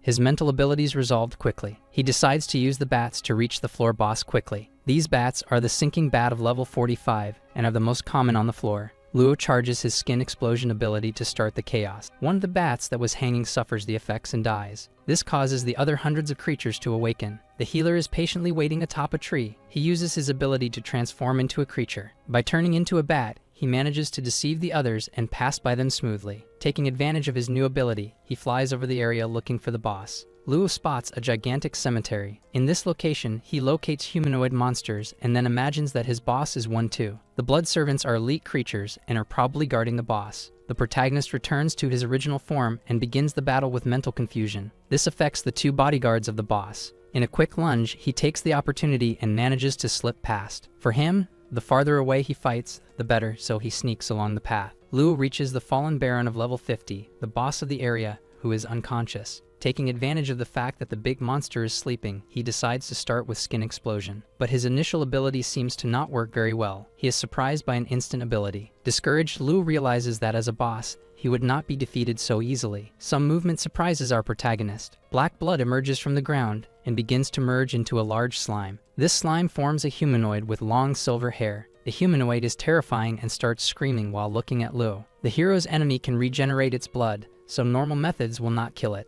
The scream that the boss unleashed was not just a scream but a sound attack. Our healer manages to jump out of the attack's perimeter and escape, but he realizes that he miscalculated, and that he would fall into a place full of monsters, so he decides to use a trick up his sleeve. With his thumb, he presses the area under his belly, and this activates the Adrenaline Rush ability. Luo manages to kick the head of one of the monsters that was below him. Feeling his body filled with energy, he can barely control himself due to the speed. His enemy is transmuting into 2 slimy silhouettes and ready to attack him. These silhouettes are Blood Shadow, 2 clones that possess the strength of the original body. With his astounding agility, our protagonist manages to dodge the attacks. But the boss tries again, coming at the hero. The monster uses its Blood Flames ability and forms red flames in the area. The boss's eyes are now fixed on the healer with great hatred and malice. But the skilled hero uses his resistant shield and manages to withstand the flames. Stepping firmly on the ground, Luo decides it's time to counterattack. Like a rocket being launched, he flies up towards the boss with great speed. He circles his opponent, and all this movement raises dust and air. The boss is bewildered as he cannot keep up with the healer's movements. While making his moves, he charges the Skin Explosion several times. The villain's body disintegrates from the waist up, and a lot of black liquid gushes out. But within seconds, he is already regenerating. Luo realizes that as long as the enemy has blood, he will be able to reconstruct himself. The battle continues with both combatants trying to hit their targets. The healer decides to use his Owl Spread ability, and several daggers fall. He notices that the bodies of the clones seem to be made of blood and decides to try the new technique. Some daggers thrown by the hero hit the clones squarely. Apparently, this was effective because one of the clones begins to suffer from the effects. Luo notes that the ability worked very well. Vampires have this weakness, not necessarily because of the ability, but rather the symptom of blood coagulation. Enraged, the boss charges at the protagonist, ready to attack him with his claws. The healer diverts the path of the daggers so that they hit the boss. However, he manages to dodge the daggers and repel most of them. One of them hits him in the arm, but he amputates it himself to prevent coagulation. The protagonist finds this technique clever, but how many more parts can he cut off? Luo manages to transform the boss into a gigantic crystal made of the same material as the daggers. The enemy seems finally defeated and severely injured. The hero knows he could revive him, so he will use a specific blood-related ability. He wonders if the vampire will remain immortal if his blood is burned. Luo uses the ability's blood fever and pain intensification towards the crystal. The crystal, along with the boss's body, is shattered into 1,000 pieces. As a consequence, Luo levels up to level 40 and gains some rewards. Breathless, he can now feel the side effects of adrenaline rush. The golden point he received can unlock secret effects of abilities and has many uses. He decides to enhance the antibody ability since it was essential in this last battle. Luo uses his golden point on this ability and activates its special effects. The healer notices something different happening. A fluffy little ball of light appears, and it is the penicillin elf, which can be very useful as a companion. The protagonist is impressed because the little ball can learn his mutant abilities. He decides to name his newest companion Little Green. Additionally, the hero also receives the vampire's core and the vampire's essence. The vampire's heart will be used to complete the mission, and the essence is super rare. In this world, it is possible to change your race to learn new abilities, like alien, orc, or elf. Luo believes that the weakness of vampires is very obvious but will keep the item for now. Regarding the items, the hero receives the scroll of First Embrace, Blood Wings, and Eye of Vampire. The two pieces of equipment together add 60% damage absorption and spell penetration. The ability he receives seems powerful but can only be learned by vampires. In a moment of carelessness, the scroll slips from Luo's hand. The learning screen opens but states that he does not meet the requirements to learn. But surprisingly, a new ability is added, T-Virus Infection. The healer then realizes that his mutation ability can work even in these situations. The T-Virus ability enhances the genetic properties of organisms and turns them into zombies, which is frightening because this world is full of professionals and monsters. If these individuals turn into zombies, he can hardly imagine what the consequences would be. Luo decides to avoid using this ability as it seems too frightening. Our protagonist still has 5 minutes, so he decides to continue his mission. His silhouette is covered by a red and blue aura. He completes the Silver Heart mission and changes his profession to Evil Doctor. Now it is no longer about being a priest or a nurse, but rather a malevolent doctor. The people outside the tower are intrigued because it is almost time to finish, and Luo still hasn't come out. The girl announcing says that there are only 2 minutes left until it ends. News about the protagonist spreads, and they exaggerate some information. People start investigating his past and devising plans to recruit him. Meanwhile, at the city guard, the ninja calls for his superior. He explains to the man that some families are furious with Lin Luo and others want to recruit him. The man says that this should not be a cause for concern. The ninja continues his statement, saying they found a fallen. This information frightens the old man, who looks incredulously at his informant. He fears for Luo's life, and that being targeted by a fallen would be a great danger. The man asks to mobilize 2 guardians to protect the protagonist. And finally, our newest evil doctor is leaving the tower. The announcer proudly comments that the first place is once again among everyone. A crowd of other competitors begins to insult and charge at the hero. Many students are nervous because he eliminated them. The young friend of the protagonist runs towards him. She hugs him tightly with tenderness, surprising him. And charmingly, she brings her lips close to her beloved's lips. The passionate kiss between Nining and Luo surprises everyone around. The audience begins to suspect that the Lian family is behind all of Luo's success. The 2 lovebirds release each other from their loving embrace. Extremely flushed, the girl stutters the protagonist's name. He seems touched in a way. She decides that whatever this means, they should each go home. The girl's long hair leaves a trail of perfume. Night falls, and we can see a beautiful full moon in a big city. Chen is curious about the kiss, but Luo says that Nining did that to spare him from trouble. The protagonist can feel the presence of a stranger. A man with red hair is balanced among the strands of energy, watching them. The redhead is a messenger from the Lian family and tells Luo not to wish for something beyond his level. The evil doctor stares fearlessly at the messenger and asks what will happen if he insists on wishing. 2 other uniformed men are nearby and decide not to intervene for now. The man who is smoking gets startled and begins to find the boy's aura strange. A purple and turquoise energy forms in an oval shape. The 2 uniformed men decide to descend and notice Fallen's presence. It is the Lord of the Dark Mist, and they are surprised to see that he came to deal with a rank D warrior. It must be some special item that contains part of the Dark Lord's powers to isolate the space. These uniformed men are from the city guard and were hired to protect Luo. They are grateful for the Lian family man being present as he can help. Chen, Luo, and the man from the Lian family are trapped in the purple and turquoise mist. The redhead draws his axe and believes that it was not the Lord of the Dark Mist who came. Chen has heard of him, that he is one of the most powerful fallen professionals of all. The man in glasses says he will take care of this for the sake of his lady,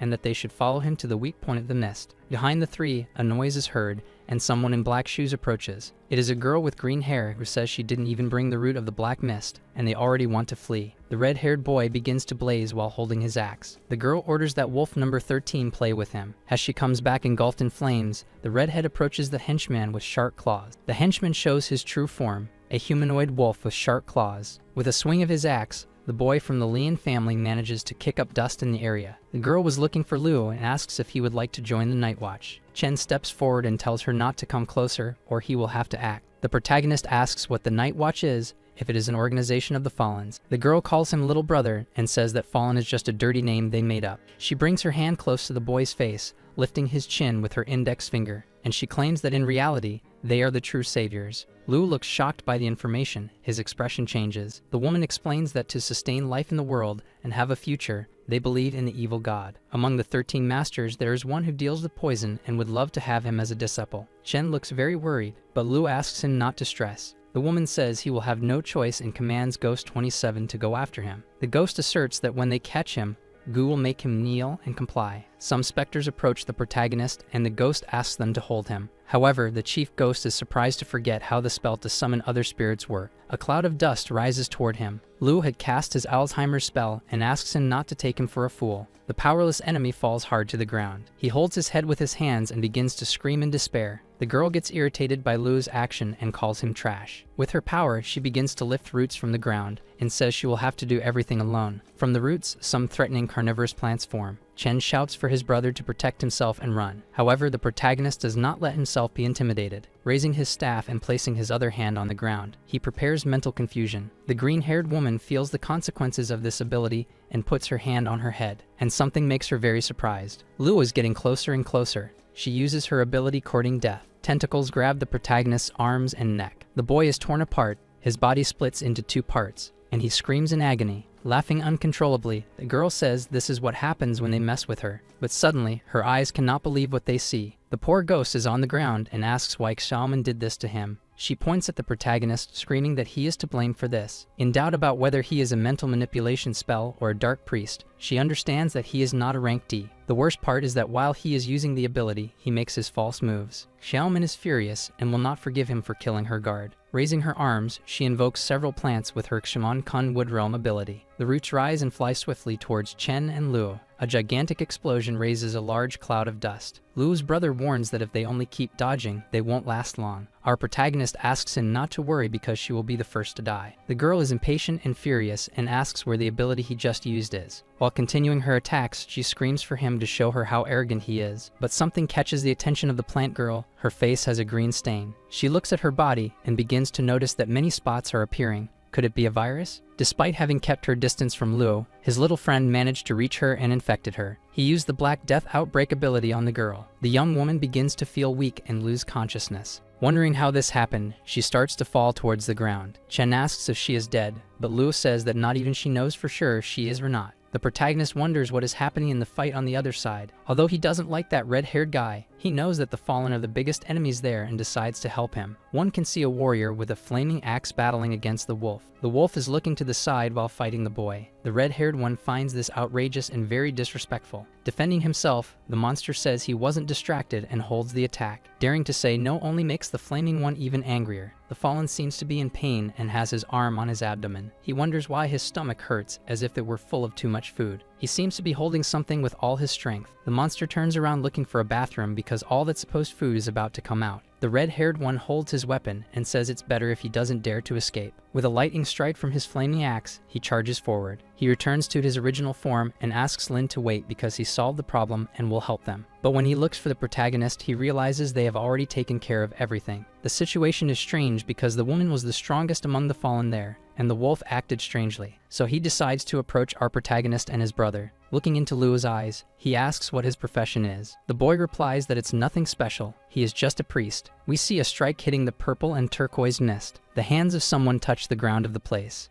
Lu's two bodyguards appear somewhat late. The man with less hair comments that the dark mist is dispersing. The two naively imagine that Lin Lu has been murdered and that they will have to avenge him. As the mist dissipates, we can see the silhouettes of the dead fallen. The two guards cannot believe what they are seeing. They are stunned to see that 3 famous fallen are dead. Lu is confused and asks who those 2 boys are. The 2 uniformed boys introduce themselves, saying they are there to protect him. They show a badge and ask him to tell them what happened inside the mist. The red-haired boy asks them to question Lu because he needs to do something else. The guards are happy to see that Lu is well and ask again what happened. When Chen was about to start telling, the protagonist interrupts him and says it was thanks to the help of the Lian family. The 2 guards listen attentively and apparently believe the information. The evil doctor is a bit nervous about having to lie but maintains his version. They then ask Lu to try to stay safe at home because this time of year is dangerous. One of the guards believes that the protagonist is obviously lying, but they leave. The smoker explains that he probably didn't want to talk, and they can't force him. Speaking of Xiaomen, she is not just anyone, she was one of the highest status among the fallen. The situation is no longer within their reach, and they must report to the city guard. Chen comments that it's his first time seeing guards, and he found it amazing. These guards are part of the Dragon Kingdom, and their powers are overwhelming. Their purpose of existence is not only to protect, but also to restrict. Professionals usually love their freedom,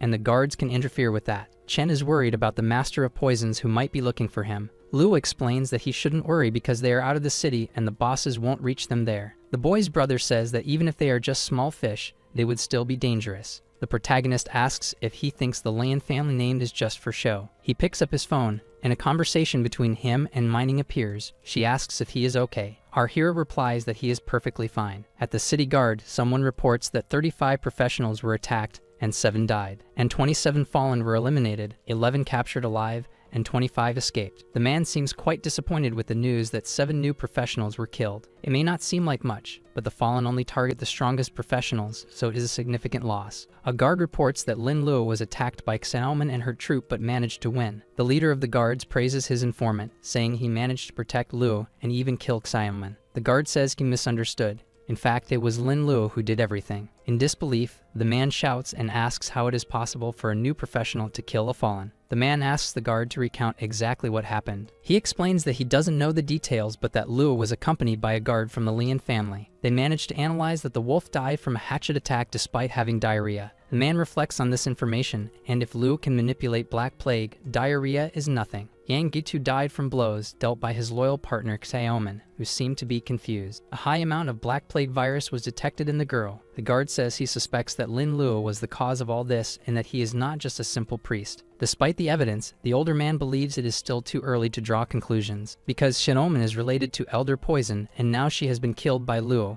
the guard fears that, hearing that name makes the man tremble with rage. He says he will be capable of terrible things if he appears. In another location, we see Yining arguing with her father about her feelings for Lu, which he does not accept. Her father explains that she is already promised in an arranged marriage that was difficult to secure. She screams in anger, saying it is not right for him to ignore her wishes. This stance from the girl makes her father very nervous. King interjects, saying that the brother should let his daughter pursue her own happiness. It is a rainy night, and the family discussion goes on for a long time. Dawn breaks, and the day is beautiful. The sky is blue, and the students are gathering at the temple. The individual challenge is about to begin, and the candidates are entering. There will be 2 rounds. In the first, there will be 1 versus 1 competitions, and the top 16 will enter the second round. Those who manage to reach the final round will meet the finalists tomorrow. Chen warns that he will not be defeated in the first round, and thanks to Lu, he is now in the top ranks. He adds that Dongfeng is well behind his sister-in-law, and she is happy to be called that. Lu seems to have heard him call her that, and he doesn't mind. It could be good news. The beautiful blonde girl approaches the protagonist, confirming her name. She introduces herself to him, and they greet each other with a handshake. The girl gets straight to the point and says she is there to invite him to explore a new dungeon. The protagonist asks why she chose him. Zuhan explains that the difficulty of the place is suitable for them, and that the rewards will be good. The girl believes she could manage alone, but if she can bring Lu along,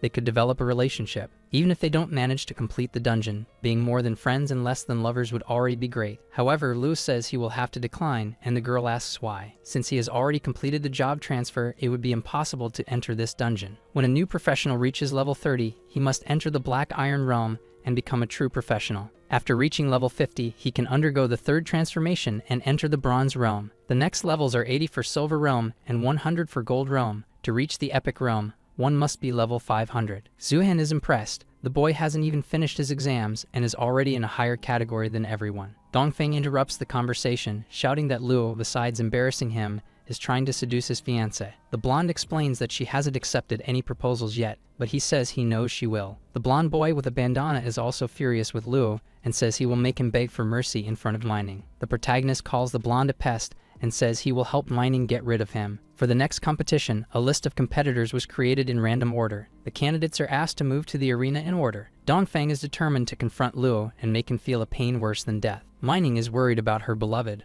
wondering if she should talk to her father, but Luo denies it. Even after being beaten by the protagonist in the tower, Dongfeng remains arrogant, so he will be destroyed. The first match will be between the D-rank priest Lin Luo and the B-rank axe warrior Zhang Qi. Zhang is part of the crowd that is angry with Luo for being eliminated. The hammer wielder charges in with blood in his eyes, imagining he will crush the priest. At the exact moment he moves, his stomach makes a strange noise and he feels something. The armored guy stops moving immediately, and Luo even taunts him. The poor guy can no longer hold it and releases a putrid cloud of diarrhea. Others can smell the rotten odor and feel distressed, just like with the dragon. They wonder if this is also part of Lin Luo's abilities. The judge declares the protagonist the victor and asks the staff to come clean up as quickly as possible. We move on to the next battle of our evil doctor, him against Qinfeng Yiqiu. The opponent prepares the status resistance skill scroll. He also takes various types of antidotes to prevent any issues. Still with his mouth full of medicines, he says he is ready for Luo's dirty skills. These skills and medicines are expensive,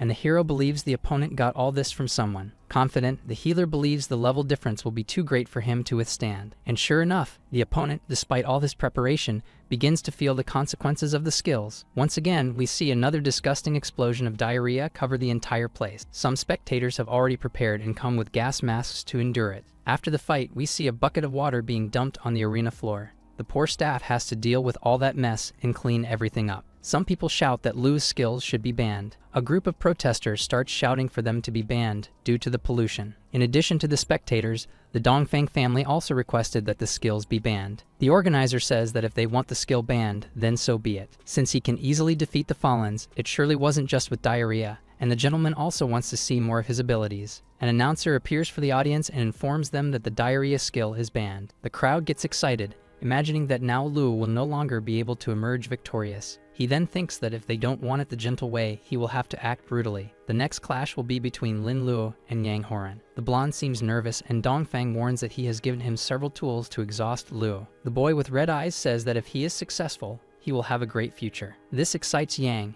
and he runs off to his battle against the priest. Dongfeng does not believe he will be able to kill the healer, but rather force him. He really doesn't care at all about Yang's well-being. The blonde warrior draws his flaming sword and says that without the diarrhea, Luo is nothing but a priest. What can he do against an A-rank swordsman like Horan? He doesn't wait and uses his flame slash against the protagonist. When the fire subsides a bit, we can see a kind of shield. Luo is surrounded by protection and asks if that was all he could do. Yang does not give up and says it is not over yet. He unleashes Ice Soul Slash and Ice and Fire Extinction at once. The audience is amazed by his powers, which are not only close combat but also elemental. Everyone imagines that since Lin Luo is a priest, he won't be able to defend against this, but our protagonist is completely fine, surrounded by a crystal protection. Yang is incredulous and very irritated, unable to react, and Luo says that now it is his turn to take some hits. The evil doctor emits waves of energy that reach the blonde but cause nothing. The swordsman believes that the equipment and potions he received may have protected him. However, seconds later, he begins to feel a strong itch in a part of his body. The itch is so absurd that his eyes roll back, and he knows it comes from a part down below. Luo explains that he only used a small skill, as he has many more. Our protagonist used the skills Gonorrhea Spread and Syphilis Outbreak. The evil doctor approaches his opponent. He imagines that all that ice has diminished his ability and plans to eliminate him. Luo uses his skill Pain Intensification, and the poor Yang suffers the consequences. He loses consciousness, and Lin Luo emerges victorious once again. In a medical room, the doctor laments how the youth of today cannot hold themselves back. Yang explains that it wasn't his fault and asks if there will be a cure for his private parts. The doctor explains that they tried everything, but the only way to save his life would be to remove them. These words pierce Yang's heart like knives. Then the doctor begins to prepare to remove them. Back at the test, we see two fighters competing while Dongfeng watches. His phone rings, and upon answering, he asks how Yang is doing. He cannot contain his voice and shouts angrily about the removal of his member. Realizing he has gone too far, he speaks more softly, saying he will be cautious against Lin Luo. As they overheard the conversation, the people around are perplexed by the poor Yang's situation. The lesson learned is, no matter what happens, never provoke Lin Luo. In arena number 5, A battle between two beautiful girls and former friends is about to begin. Zuin asks if her opponent wants to say her last words. Mai is extremely irritated and says she will finish her off today and win the championship. The blonde jumps with her beautiful high-heeled shoe. She wonders if Mi is overestimating herself or underestimating her. As she makes her wings appear, she says she will make Mai see the difference in their levels. The silver-haired girl does not back down and launches her skill, exploding flame balls. They reach the blonde but cannot penetrate her protective layer. Judging that skill to be insignificant, she prepares to counterattack. She uses her imposing holy light of judgment and brightens the area. Golden feathers and smoke rise and adorn the arena. When the smoke dissipates, Mei is seen fallen,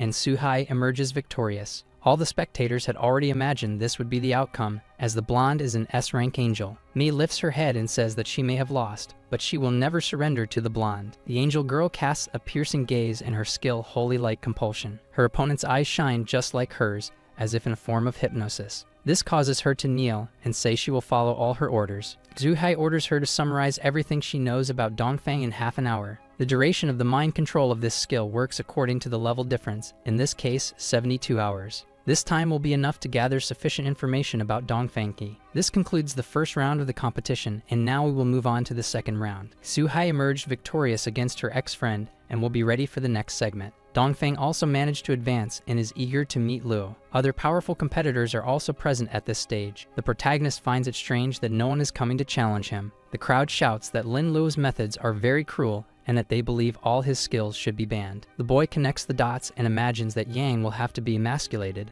but this does not surprise him. A barefoot approaches and steps into the arena. It is the A-class mage Fang Yuan who is brave enough to challenge him. The healer gives a mischievous smile, asking if he is not afraid. Fang says that his techniques can withstand anything, and that he is ready. He forms a weapon with his hand and points it at Lu, ready to unleash his skill. A yellow energy ball forms around the protagonist. It feels as if he is in a swamp. It is difficult to move, and the opponent wants to keep his distance. The mage combines the skills 5 Ki, 4 Cs, and Calm Flow. He shouts that he is a forbidden spell mage, and would never be afraid of a mere priest. The energy ball holding Lu is now surrounded by lightning and electricity. The skills were not only launched quickly, but are also very powerful. Now the spectators believe that the priest may be in trouble. But to Fang's surprise, Lu is still speaking, and from within his crystal protection, he says that now it is his turn to make a move. Trying to cast more skills quickly, the mage does not even notice that he has a little creature on his neck. He only realizes it when he feels something strain. Lu's shiny little partner uses the skill skin explosion, and suddenly, the mage, who seemed to have the advantage, simply explodes in pain. With crossed arms and a very provocative demeanor, the protagonist asks why he fell if he didn't even attack. The poor mage is lying in front of his opponent and is apparently badly injured. The evil doctor continues to taunt him, asking him to show more skills. Still with a trick up his sleeve, Fang charges a skill with his hand, but it will come at a price. Impressed by the perseverance of the young mage, the audience comments in awe. They believe that if he keeps fighting, Fang's fate could be worse than losing his private parts. The mage raises his hand and says he surrenders. Accepting his defeat, he states that this is just a game and he doesn't want to risk his life. After Fang Yuan was defeated, no one else wanted to challenge the protagonist, and even though it wasn't as easy for him, Suhin, Dongfang, and Chen Pingyan managed to advance as well. The organizer wonders how many more tricks Lu has, and that many families are behind the reward for the test. He imagines how the families will react when a priest comes and takes their reward. A man is in the middle of the crowd, sees Lu, and wonders if he was the one who killed his niece. He says that the old man sent him, an elder, to integrate into this worthless body. Dongfang and Fang are talking. He is disappointed that Fang admitted defeat. The mage believes that Lu is on much higher level than they are. Dongfang understands that he will need to prepare for battle as if he were preparing for a boss fight. Yining, Luo, and Chen are walking peacefully. The girl shares that she couldn't win against Suyin, and Luo reassures her that it was because of the profession. The protagonist doesn't understand why she chose the angel girl as an opponent. There were easier ones. In reality, Yining just wanted to show that she wouldn't lose the protagonist to that blonde girl, and theoretically, the two should be friends, but she ended up losing the battle. She informs them that her house is that way and says goodbye to her friends. The two continue walking through the city. They cross a traffic light and walk a bit further. Chen suggests that if Luo wins first place, he should treat everyone to a meal. Chen and Luo continue walking when someone finds them and calls for the protagonist. It's the teacher, and she says she has matters to discuss with him. Every year, the best students give a presentation for the newcomers, and this year it will be him. The boy feels a bit anxious about the idea of giving this presentation. Luo isn't interested, but the teacher insists and says she will write the script for him. He keeps walking, and the persistent lady tries to convince him with food. Suddenly, some hooded men appear, blocking the boy's path. Already preparing her attack, The woman warns that these individuals are fallen. She activates her water barrier around them and manages to create a protective barrier. Then, grabbing our protagonist's arm tightly, the girl shouts for him to run in the direction she was going, but Lu pulls his arm away and tells her to let go. The boy asks who she is, as his teacher can't use an instant skill. The traffic light in front of them turns red. With a malicious laugh, the imposter begins to regain her composure. Her form changes in a terrifying way, and she repeats the protagonist's question. Now a man responds that when he makes a clone, his target is completely destroyed. The healer becomes extremely furious with the villain's disregard and malicious words. Approaching Lu with his hand ready to strike, he says he will find her soon, but the unfortunate one is surprised by an extremely quick movement from Lu. The boy manages to evade the villain, getting behind him in seconds. With hatred in his eyes, the hero positions himself next to his friend and is ready to kill the scoundrel. Laughing disdainfully, the hooded man doubts that this is possible with his current strength. As he speaks, some silhouettes breach the water barrier. A swift movement causes an unexpected explosion for the heroes. They are the men tasked with protecting Lu's integrity. One threatens Du Cheng, asking how he has the audacity to come to the city. This hooded man is Duke Seoman's uncle and is seeking revenge for what happened to her. The protector calmly uses a lighter to light a cigarette. Du Cheng is a Class S criminal whose specialty is making clones. No longer alone, the villain claims he has already killed other guardians in the past. The smoker asks Lu if the diarrhea only hits a single target or can hit a group. Upon learning that it only hits one, he asks the hero to coordinate his movements with his. Our protagonist is even excited about being able to use his abilities in a big event. Now the clash begins, and the villains and heroes approach swiftly. The smoking boy is skilled and manages to take down one of the wrongdoers with a kick. Another criminal comes close with a dagger, and he is wide open. But before this guy could do anything, he starts to feel a pain in his stomach. He realizes it is Lu's ability making its presence known. Our evil doctor keeps his focus, and his throwing distance is very good. As the man was distracted, the guardian seizes the opportunity to deliver the final blow. Finishing his precise cut, he shouts a compliment to Lu and asks him to keep up the good work. One of the hooded figures charges at him and asks if he thinks they are unprepared. The guy transforms into a giant creature made of stone, surprising everyone. An elemental does not have a digestive system, so diarrhea won't work on him. The morale of the other villains rises, and they all begin to prepare for the next strikes. Lu does not give up and starts trying to find an escape. He notices that all the other fallen seem to have come prepared to deal with him. Du Cheng starts shouting Lu's name while changing his form. To deal with him, the villain made all the necessary preparations. He transforms into a kind of monstrous humanoid wolf. Approaching Lu, he shouts that his tricks will be of no use now. The duo of heroes seems apprehensive about the villain's charge and transformation. Fortunately, the two manage to dodge the monster's attack, which destroys the wall behind them. Chen knows that in a fight of this level, he cannot interfere. The poor healer has barely recovered from the charge, and an air monster is behind him, ready to attack. He realizes it is too late to try to dodge the attack, and he takes the punch from the winged man squarely, being thrown far away. The blow is so strong that it creates a hole in the wall. However, Lu prepares his protective barrier, and despite being injured, he is still standing. Although the shield blocked the attack, the shockwave of the energy still hit his body. The humanoid hurricane screams that his tricks are useless given the perfect countermeasures. Irritated, the protagonist says that the wind monster is overthinking things. An arm made of pure energy materializes and delivers a powerful punch to the monster's hand. Our evil doctor regains his composure and says that the fight in the arena was just the tip of the iceberg. Surprised, the villain is shocked that Lu is using a scalpel as a weapon for combat. His energetic arms approach the creature, and he says he will conduct a little test. Casting his ability, he manages to eliminate one of his enemy's arms. Not knowing how this happened, the winged creature is incredulous, searching for its hand. Just a gust was enough to rip the hand off a giant elemental, and the villain is stunned. Preparing for his next attack, the hero takes a combat stance. He uses his Blood Wings equipment, and two sinister Blood Wings appear. Charging at the air monster, he announces that now he will begin the surgery. Unleashing a series of deformities on the monster, its nose starts to grow at its waist. The doctor's energetic arms bring the scalpels together like a signature of the artwork, and thus the evil doctor concludes his first surgery on his first unfortunate patient. Lu asks if the villain is satisfied with the result. The monster can barely speak because its mouth is on its backside, but it is still alive. Du Cheng grabs the deformed body of the Windman. The monster believes that killing Lu is the solution for him to return to normal. His partner says that even sympathizing with him, it is quite strange to talk to a butt. The wolf concludes that if the scalpel does not touch him, everything will be fine. Lu is determined and says that now he will be next. Taking a battle position, the monster calls forth his dart beasts, and several furious crows appear flying towards Lu. Defending against the pecks, he He is surprised to see that the villain is a summoner. The Guardian warns that the protagonist is no match for Du Cheng and asks him to flee. While summoning other dark creatures, Du Cheng laughs maliciously. Still dodging the attacks, our evil doctor says he will not run away. Clenching his teeth, he asks if the villain enjoys creating monsters, and preparing his next strike, he says he will help now.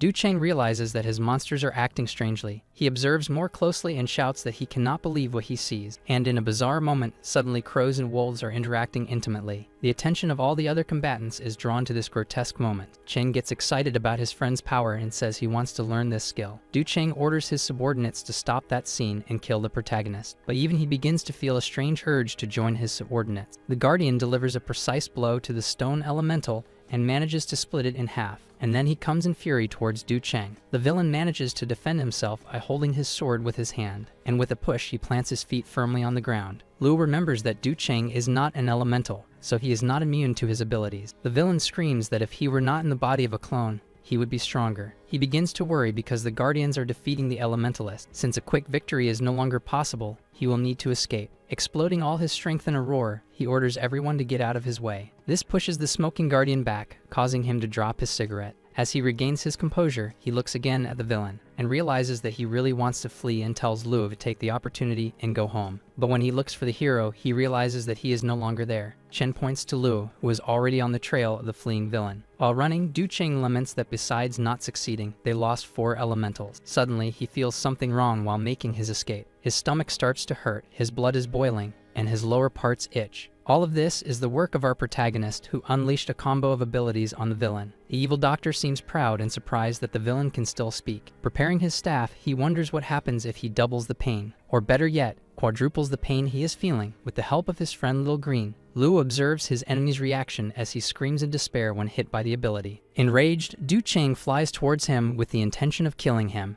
but something abruptly interrupts his movements, and in a fraction of a second, his monstrous body shrinks drastically. He returns to the humble form of a human, fallen on the ground. Next to the fallen body, a purple energy sphere is shimmering. The villain was so worried about fleeing that he didn't notice Lua's abilities. Something catches the victorious protagonist's attention. He picks up his opponent's spatial ring. Only qualified professionals have one. And then he also notices the small sphere beside it. The Guardians approach, and he says that the pearl fell after the villain died. They can hardly believe that the boy actually managed to eliminate Du Cheng. Luo says it was nothing, and in fact, he just got lucky. Chen asks what that pearl is, and the boy says he doesn't know, but it fell from his enemy. The smoking Guardian says that this sphere is the Dark Beast Pearl. This pearl contains powerful energy, but can only be used by certain professionals. If it is useless, at least it can be sold for a good amount of money. Extending his hand to Luo, the Guardian says he is invited to become a Guardian as well. He could become a complete professional, gain status in the realm, and not pay for his university. The Guardian continues explaining, but Lu believes that this would make him a slave to the city. Smiling, he thanks him but says he prefers his freedom and declines the invitation. The hero says goodbye.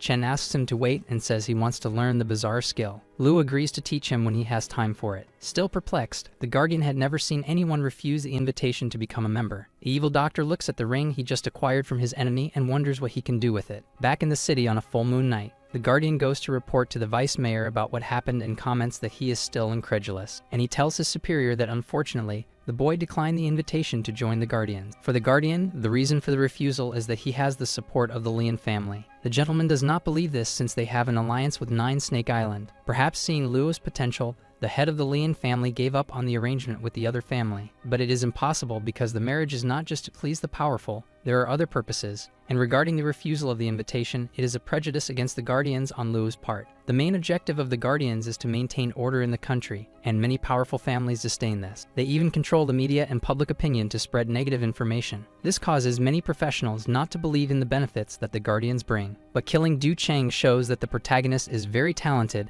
and they need to have him on the team. He asks if he can request the Honorable Prophet to check his background. The old man shouts that this should not be done as it could cause enmity with Luo, and he adds that he will handle it himself later. A bit disappointed that he cannot help, the Guardian agrees. The man then begins to check some documents. He remembers that Lian Zhang is one of the few epic professionals in the city, but suddenly he starts to feel something strange in his body, and he believes that Luo only seeks profit and power and will not let him get involved again. At home in casual clothes, the protagonist is rethinking everything he experienced that day. The Fallen have formed several different organizations, and the Night Watch is one of the most powerful. He killed Du Xiaoman and Du Cheng. This fight against them seems never-ending, but now it doesn't help to dwell on this. Instead, he needs to find ways to become even stronger. Now that Du Cheng is dead, he can open his spatial ring freely. Several guild cards from the adventurers with 1,000,000 gold come out of the ring. Impressed, Lu looks at all of that and feels excited. Now he is very rich. In addition to the money, several items also come out, valuable and powerful things. A mask catches his attention. He wonders how he should use it. Fearing it might cause some mutation, he prefers to look for a book or something similar. He finds a scroll of the bewitching skill that can control the opponent's mind. Believing it could be very useful for him, he decides to learn the skill. The skill mutates and transforms into the Stockholm self-deception syndrome. It causes the target to become attracted to their abuser regardless of the conditions. Lu hopes the skill will be useful and imagines what the reward for tomorrow's game will be. The next day, the professionals prepare for the semifinal. Chen is worried because he cannot find Yining and none of the colleagues have seen her. The protagonist is looking at his phone and says he hasn't received any news from her either. The boys discuss whether it was a kidnapping, but Lu says that would be a death sentence for the kidnapper. He decides to ask the girl's aunt, King. Chen extends his fist to his friend. It's time for him to go up to the arena. The hero greets his brother and says they will talk about mining after the game. This time, the participants will be Lin Lu and Dongfang. In the audience, people are impressed because Dongfang's dragon looks different from before. They believe the dragon must have received various supplements and training. The vice president comments that to make the heir win, the Dongfang family spent a lot of money. In recent years, all semifinalists were from big families, and this time it was different. The crowd is cheering for Lin Luo since Dongfang has cultivated many enmities. The red-eyed guard receives some information in his earpiece. Heading out to sea, the head of the Lian family has left the city. As the vice president predicted, Lian Zheng will now begin his moves. Years ago, Lian Zheng faced Storm Island, one of the 7 empires of the deep sea. He managed to obtain the precious work exchange item from the island. With that item, he entered the epic realm and earned the title of Storm Lord. The man believes he must have dark motives for fleeing the country now. Zheng and the master of Storm Island hold the title, and if they want to evolve, they must face each other. Lian will take his daughter to use as a political pawn against the Snake Islands and the 7 emperors. The guardian asks if they will let him escape since if Yining is with Lu, he will be furious. He ensured that Zhu Shiyi would be nominated as a representative to complicate the conquest of the island. The man adds that it won't be long before he arrives, and thus he won't have a chance to marry Yining. The guardian comments that he is doing a lot for Lu, and he says it's because it's worth it. Back in the battle, the dragon, now gigantic, growls at the protagonist. He asks if the big guy didn't have enough fun last time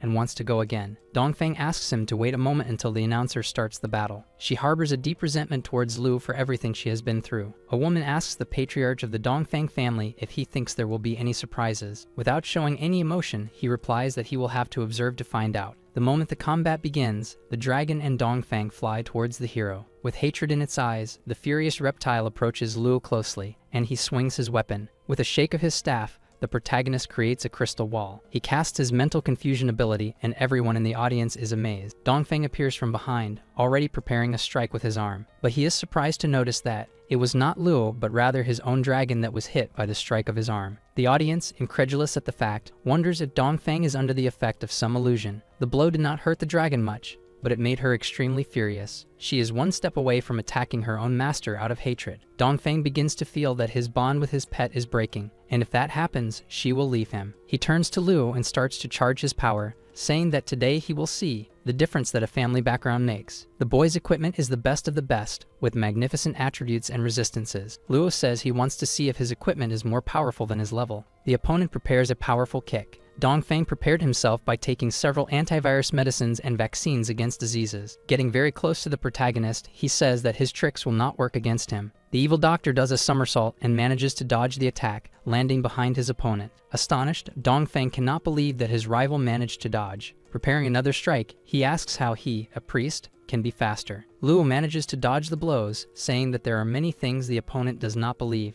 Amazed, the audience cannot believe that the boy is really a priest. The patriarch guesses that he must have used some ability that grants a burst of agility for a time. He and another man notice that something is strange with the young master. The boy is motionless and has a vacant look. He may be prepared with medicines, but the excitement ability has no vaccine. Sarcastically, Lu asks him to enjoy the pleasure. Dongfang looks at his pet with a passionate gaze. He begins to approach his dragon more and more. In his mind, he sees her as a beautiful girl who is seducing him, licking his fingers and saying sweet words for him to come closer. Dongfang leaps towards his newest passion, asking them to play together. The disgusted audience cannot believe that the warrior is doing these things with his own dragon. Everyone begins to see Dongfang as a pervert who does not even spare his own dragon. The audience does not know whether to mock him or feel disgust, but the situation is quite strange. The dragon, however, makes a sudden move and throws the boy off her back. Still in a trance, he believes this is a friendly provocation, and again he decides to go towards the arms of his beloved. From his perspective, the beautiful girl pushes him as if she is flirting, but this hurts him,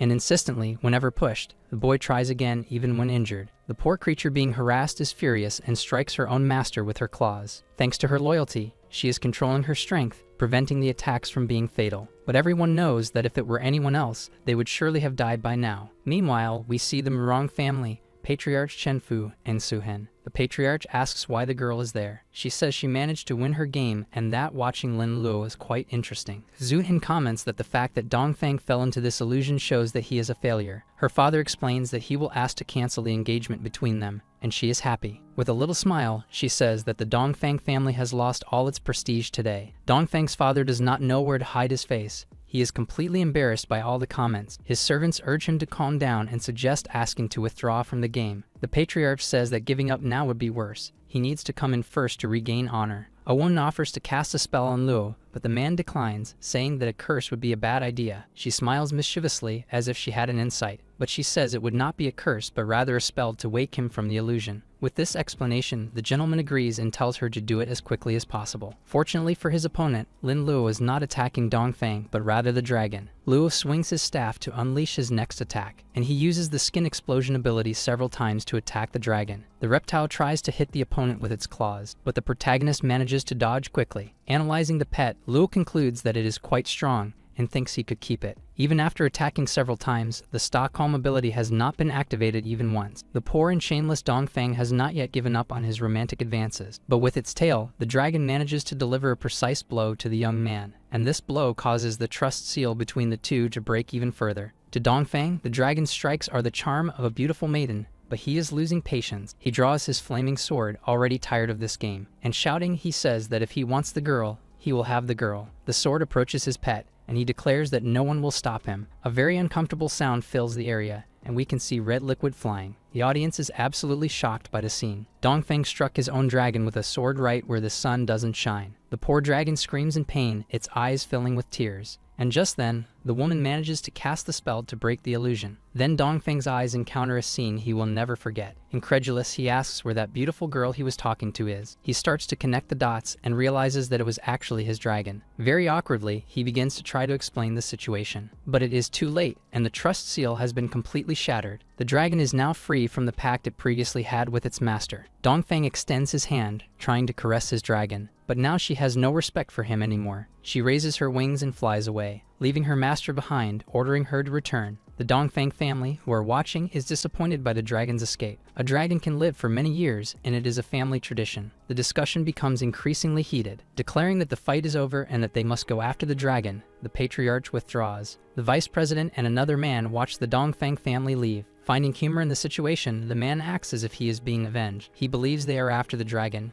but now that it is free, anyone can catch it. Now the vice president orders the guards to find the dragon's location. Some hooded men are watching the dragon fly in the distance. One of the hooded figures says that if the dragon gets the crystal, it will be able to reach very high levels. He then orders them to find the creature as quickly as possible. Back in the arena, Dongfang is exhausted both physically and mentally. He blames Lin Luo for everything that happened, and in an explosion of rage, he shouts the protagonist's name at the top of his lungs. Luo says he doesn't owe him any money, so he has no reason to shout like that. Dongfang jumps towards Luo in a moment of irrationality and full of hatred. With a swing of his sword, he destroys the ground with how strong his blow was. Public opinion does not forgive, and everyone is commenting on the shame he experienced. Dongfang cannot believe how his honor has been thrown down the drain with so many comments. Almost unable to control his anger, he uses his Golden Thunder ability, and apparently hits Luo, who is engulfed by a gigantic thunder. However, the protagonist was protected by his faithful shield. Grinding his teeth, Dongfang cannot believe that his attack with all its power was blocked. Starting a new attack, the hero says he would like to take it easy on him, but now he is in a hurry. He raises his arm, preparing his next trick, and energy hands form, holding two scalpels. The audience is stunned that he only revealed his weapons now and that this doesn't seem like something a priest would do.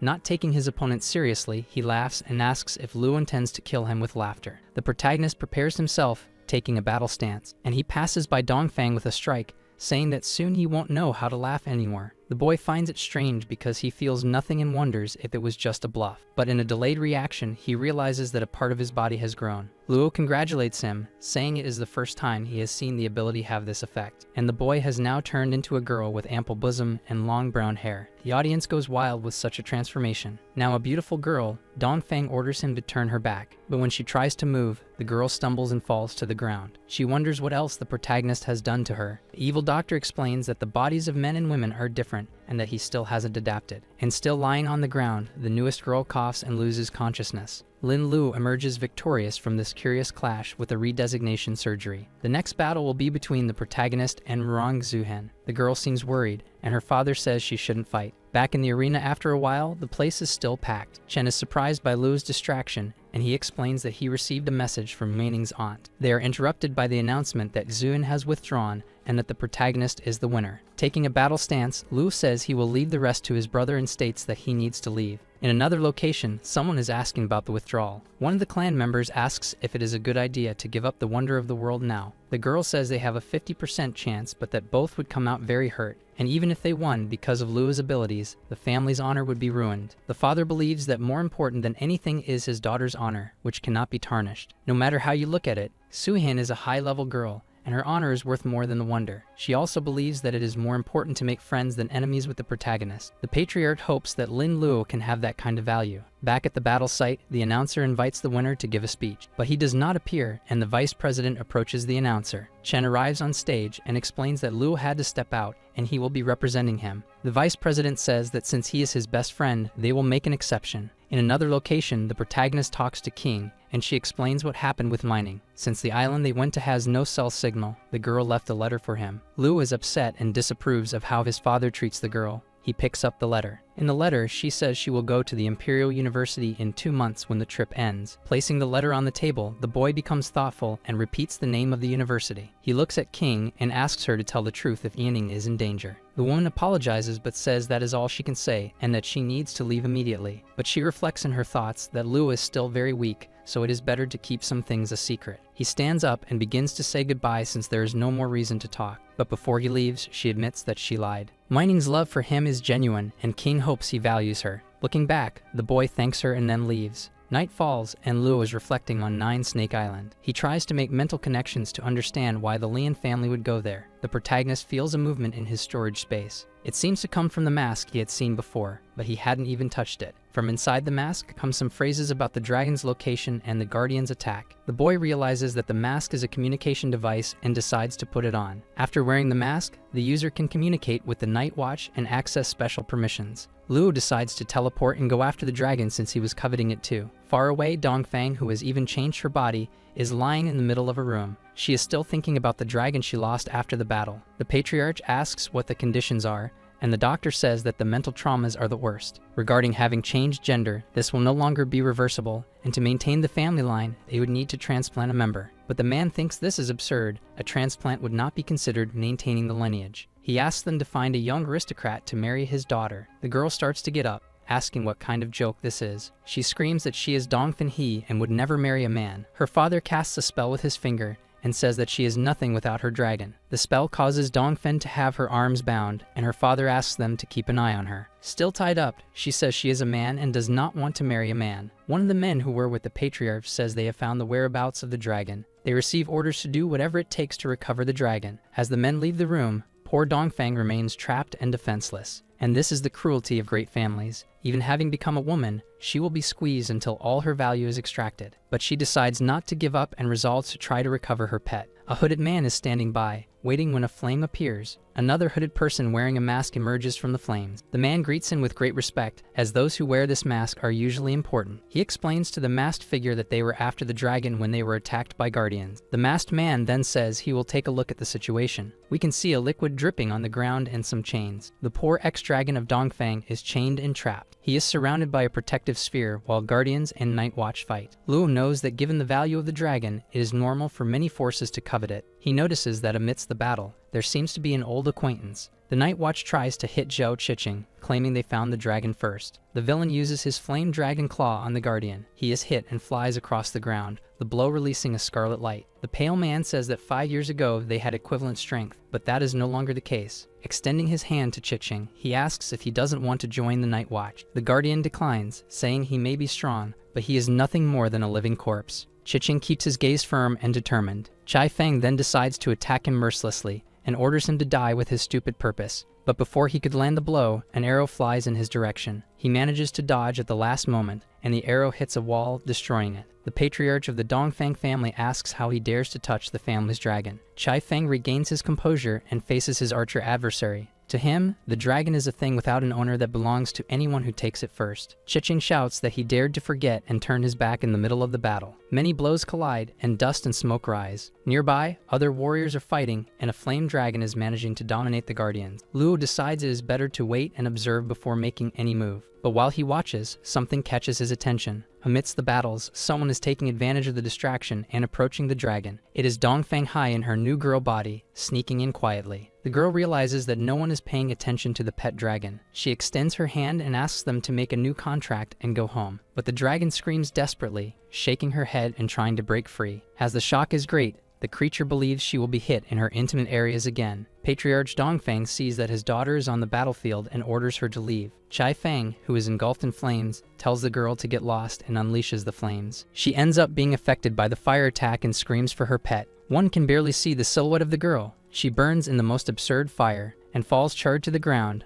unrecognizable. The dragon roars in despair. Some chains have come loose from how agitated she became. The scream is so overwhelming that it cracks some walls and the ground. Chai Feng shouts, warning everyone that even with the contract broken, the creature will seek revenge on her master. One of the hooded figures insists that if they do not stay in battle, their side will lose. The leader tells them not to worry about him and to take care of the dragon because he can handle it. And then his vassals obey and rush toward the desperate dragon. The Guardians decide to all attack together because if they kill the flame dragon, the others will be easy. Meanwhile, one of the Night Watch holds the chain that binds the dragon. They begin to emit electricity through the chain, and the poor creature screams in despair. Luo starts to approach and decides it is time to intervene. He approaches the hooded figures and asks if they need help. From afar, the growls and screams of the poor dragon can be heard. The Night Watch tries to contain her at all costs, but she continues to resist. One of them notices Luo and asks for help, as it is quite difficult to hold her. The disguised evil doctor stretches out his hand and says he is there precisely to help. But instead of helping, he unleashes the skin explosion ability, and the poor masked man suffers the intense and terrible consequences. One of the others holding the chains also notices something strange. They hear a death scream, and everyone is caught off guard. Thanks to the mental confusion, one is attacking the other to death. The attacks from the men corrupted by the spell are merciless and persistent. All the chains are released, and the dragon faces Luo. She takes flight without looking back, and the boy says she could have at least thanked him. For him, the important thing is that she does not fall into enemy hands. But while watching her flight, a flame surges behind him, and a silhouette can be seen. It is Chai Feng, who threatens to launch an attack on whoever freed his prize, and a great explosion of flames erupts, making everything hot around. But with a leap, the target of the fiery man manages to dodge. He is surprised by such speed, but says that alone will not be enough. While dodging the attacks, Luo notices something he deems not good. Patriarch Dongfang launches 3 arrows at once at Chai Feng. He is badly injured and asks the villain to bring his son back. The Dragon Flame says he will deal with him as soon as he finishes with B-72, that is Luo. The battlefield is boiling, and everything is being destroyed by the overwhelming powers around. Chiching is watching the battle and realizes that B-72's movements are quite familiar. Connecting the dots, he realizes that the number he calls belongs to the guy who was killed by Luo. Then he realizes that it is the protagonist who is fighting, even though he is more important than the dragon. He orders his subordinates to protect B-72 at all costs. Now changing his appearance, Chai Feng is channeling all his power with the force of hatred. Even horns appear on his forehead, and his eyes are completely red. His body is surrounded by dark red energy, and he no longer wants to be stopped. He approaches Patriarch Dongfang closely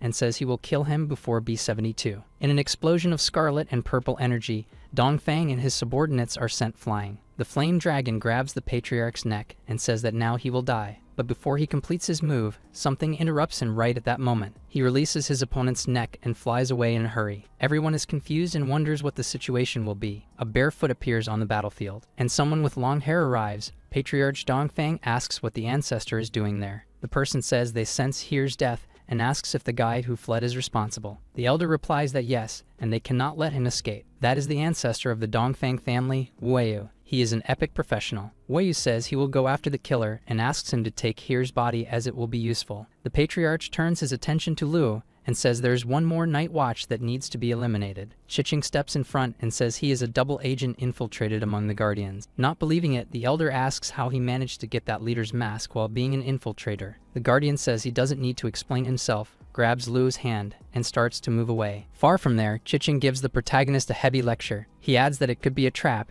and that he should be punished for it. The two are covered by a gigantic shadow from some very large creature, and there is Dongfang's dragoness staring at the two intently. Lu scratches the back of his neck, embarrassed, and says it seems she came to see him. Back at the field where the battle took place, some people are retrieving Here's body. His father remembers that he gifted him a resurrection tool, but he did not use it. His phone rings, interrupting his thoughts. He answers, apparently a bit worried. Someone informs him that they cannot find Dongfang at the resurrection point and that he committed suicide. The patriarch understands that he probably used suicide and resurrection to escape from prison, and he did all this for the sake of his pet dragon. The guardian warns the boy to be careful, as dragons are dangerous, and this one still harbors resentment. With a calm gaze, the dragoness observes Lu, who looks back at her. He tells Chiching that it doesn't seem like she has any ill intentions toward him. The protagonist decides to slowly bring his hand closer to the creature's snout, and surprisingly, he manages to touch her and feels he has created a kind of connection with her. This connection was the result of the Stockholm ability that ended up being activated. The Guardian is completely surprised by this. He never imagined a dragon would do such a thing. He asks Lu to find a way to make a contract with her and can help if necessary. The protagonist managed to get a contract from a boss he defeated, and it was one of the best. Placing his hand on the dragoness's head, he uses the contract item, and immediately their bond is successfully completed. Now a dragon priest has been born, and the two have a partnership. Lu takes a look at his status and notes how strong she is and that she still has a lot of potential. Dragons are indeed very rare and powerful, and this one has taken several elixirs. Gently stroking the head of his new friend, the protagonist decides to name her Crimson. He climbs on top of her, understanding that she probably liked the idea of the name. Chiching decides to gossip to the vice president and calls him to share the news.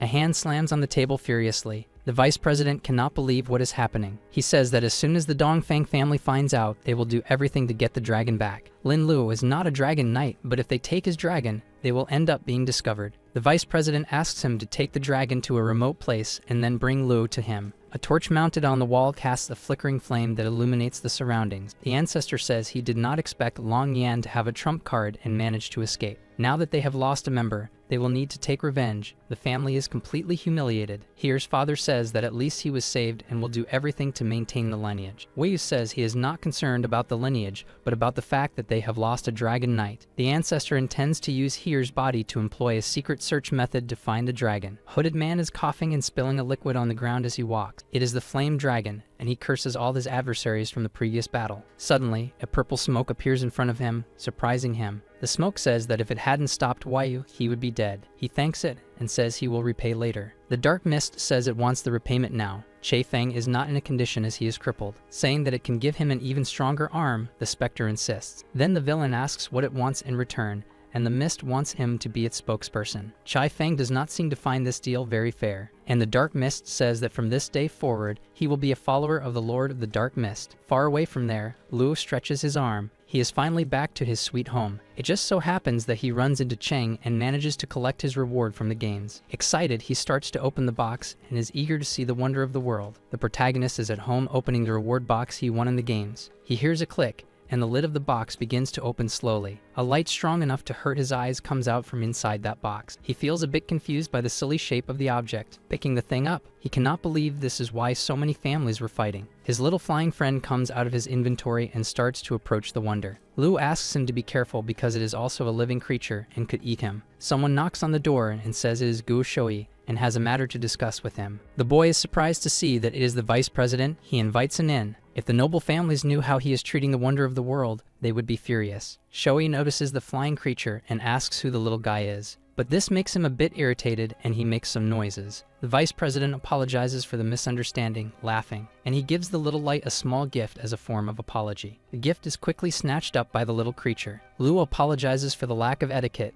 and the vice president says he is there to invite him to join them. The protagonist says he has made it clear that he does not intend to become a guardian. Shoei says he will not be a full member but rather an honorary guest. Many professionals think like him and want to maintain their freedom, so they remain freelancers. So Luo will have some missions, receive rewards, but will be completely free. The boy understands that this condition is tempting but does not understand why him. Telling how he noticed his potential, the man says he bets on his future. He adds that he is being as sincere as possible with the boy. Luo then decides that he will accept the proposal. The old man is happy and hands him a medal and a token, officially making him an honorary member. The token allows him to control any guardian between Gold Helm and Binhai City, and the medal is a magical place where he can let his pets rest. Luo is surprised because these are exactly things that will be very useful for him now. Taking advantage, he asks the man to explain what that wonder of the world is. The vice president explains that it will still take a long time for him to be able to use it. He allows epic professionals to enter the legendary realm and legendary professionals to enter the mythical realm. Now Luo understands the power of this little thing and even questions if it is a good idea to give it as a reward. The man explains that due to the circumstances, it is a good idea since he stole it from the aliens of the deep sea. Even though it was damaged due to the battle, it is still possible to repair it. They decided to use a competition method to distribute the reward and not hurt the relationships between families. Shoei laughs and says that many people are upset that he managed to get that item. The protagonist asks how they can fix it and what the time and space gap means. The space-time rift is a set of rule fragments, like the heart of the territory, that can be consumed by the wonders of the world. It appears at points guarded by bosses, and only creatures with wisdom, number, and certain culture can possess it. In the Dragon Realm, these monster locations are in outer space, in dungeons, and in the Starry Sea. But scared, the old man says that these places are extremely dangerous for him. Luo explains that he was just curious. Changing the subject, the old man asks if he has decided which university to attend, and he denies it. Shoei recommends that he go to the Imperial University, as the young master of Nine Snakes Island will be there. The protagonist says that his friend Lining went to that island, and he doesn't understand why. The vice president says he should refer to her affectionately, and that there are guardians on the island, so he shouldn't worry. He asks if he can use the guardians to send her a letter, and the old man confirms. Sometime later, it starts to rain and night falls. The vice president is already in his car leading the meeting with Luo. Chiching asks if the protagonist accepted the proposal, and the old man affirms. He begins to think about Luo's flying creature and becomes intrigued. Putting his hand out to feel the rain, he thinks that the boy has many secrets. In the city, we see several ads for Luo's personal items being sold in auction. There are also advertisements saying that reading the same book of his will help in the exam. Even hair gel and shampoo are available for pre-sale. Embarrassed, the protagonist realizes that he is famous and wonders if he should ask for image rights. As he walks through the streets, people take photos and comment. Some people ask him to teach skills, while others ask for autographs. Some girls approach him with ulterior motives, trying to seduce him. Worried, the boy is getting tired of all the harassment. He uses his adrenaline rush ability and escapes from all that fuss. Impressed by the number of strange rumors, he seems tired of it all. Since he reached level 40, he needed to change weapons, and going to the mall led him to this crowd. Two men walking nearby also notice his presence, and our famous hero receives even more flattery and idolization. A female voice interrupts the confusion among the fans. It's Xuhen who asks the fans to know when to stop and that Luo is uncomfortable. She says that the two have a date, and anyone who dares to disturb them will face consequences. The fans leave but gossip about whether she or Lining is Luo's girlfriend. The protagonist thanks his savior and feels relieved. Xuhen questions why he is shopping alone. He explains that he needed to buy new equipment and it's hard to find online. The blonde explains that in this case, she has a good place to recommend. The Murong family's mall has the finest equipment,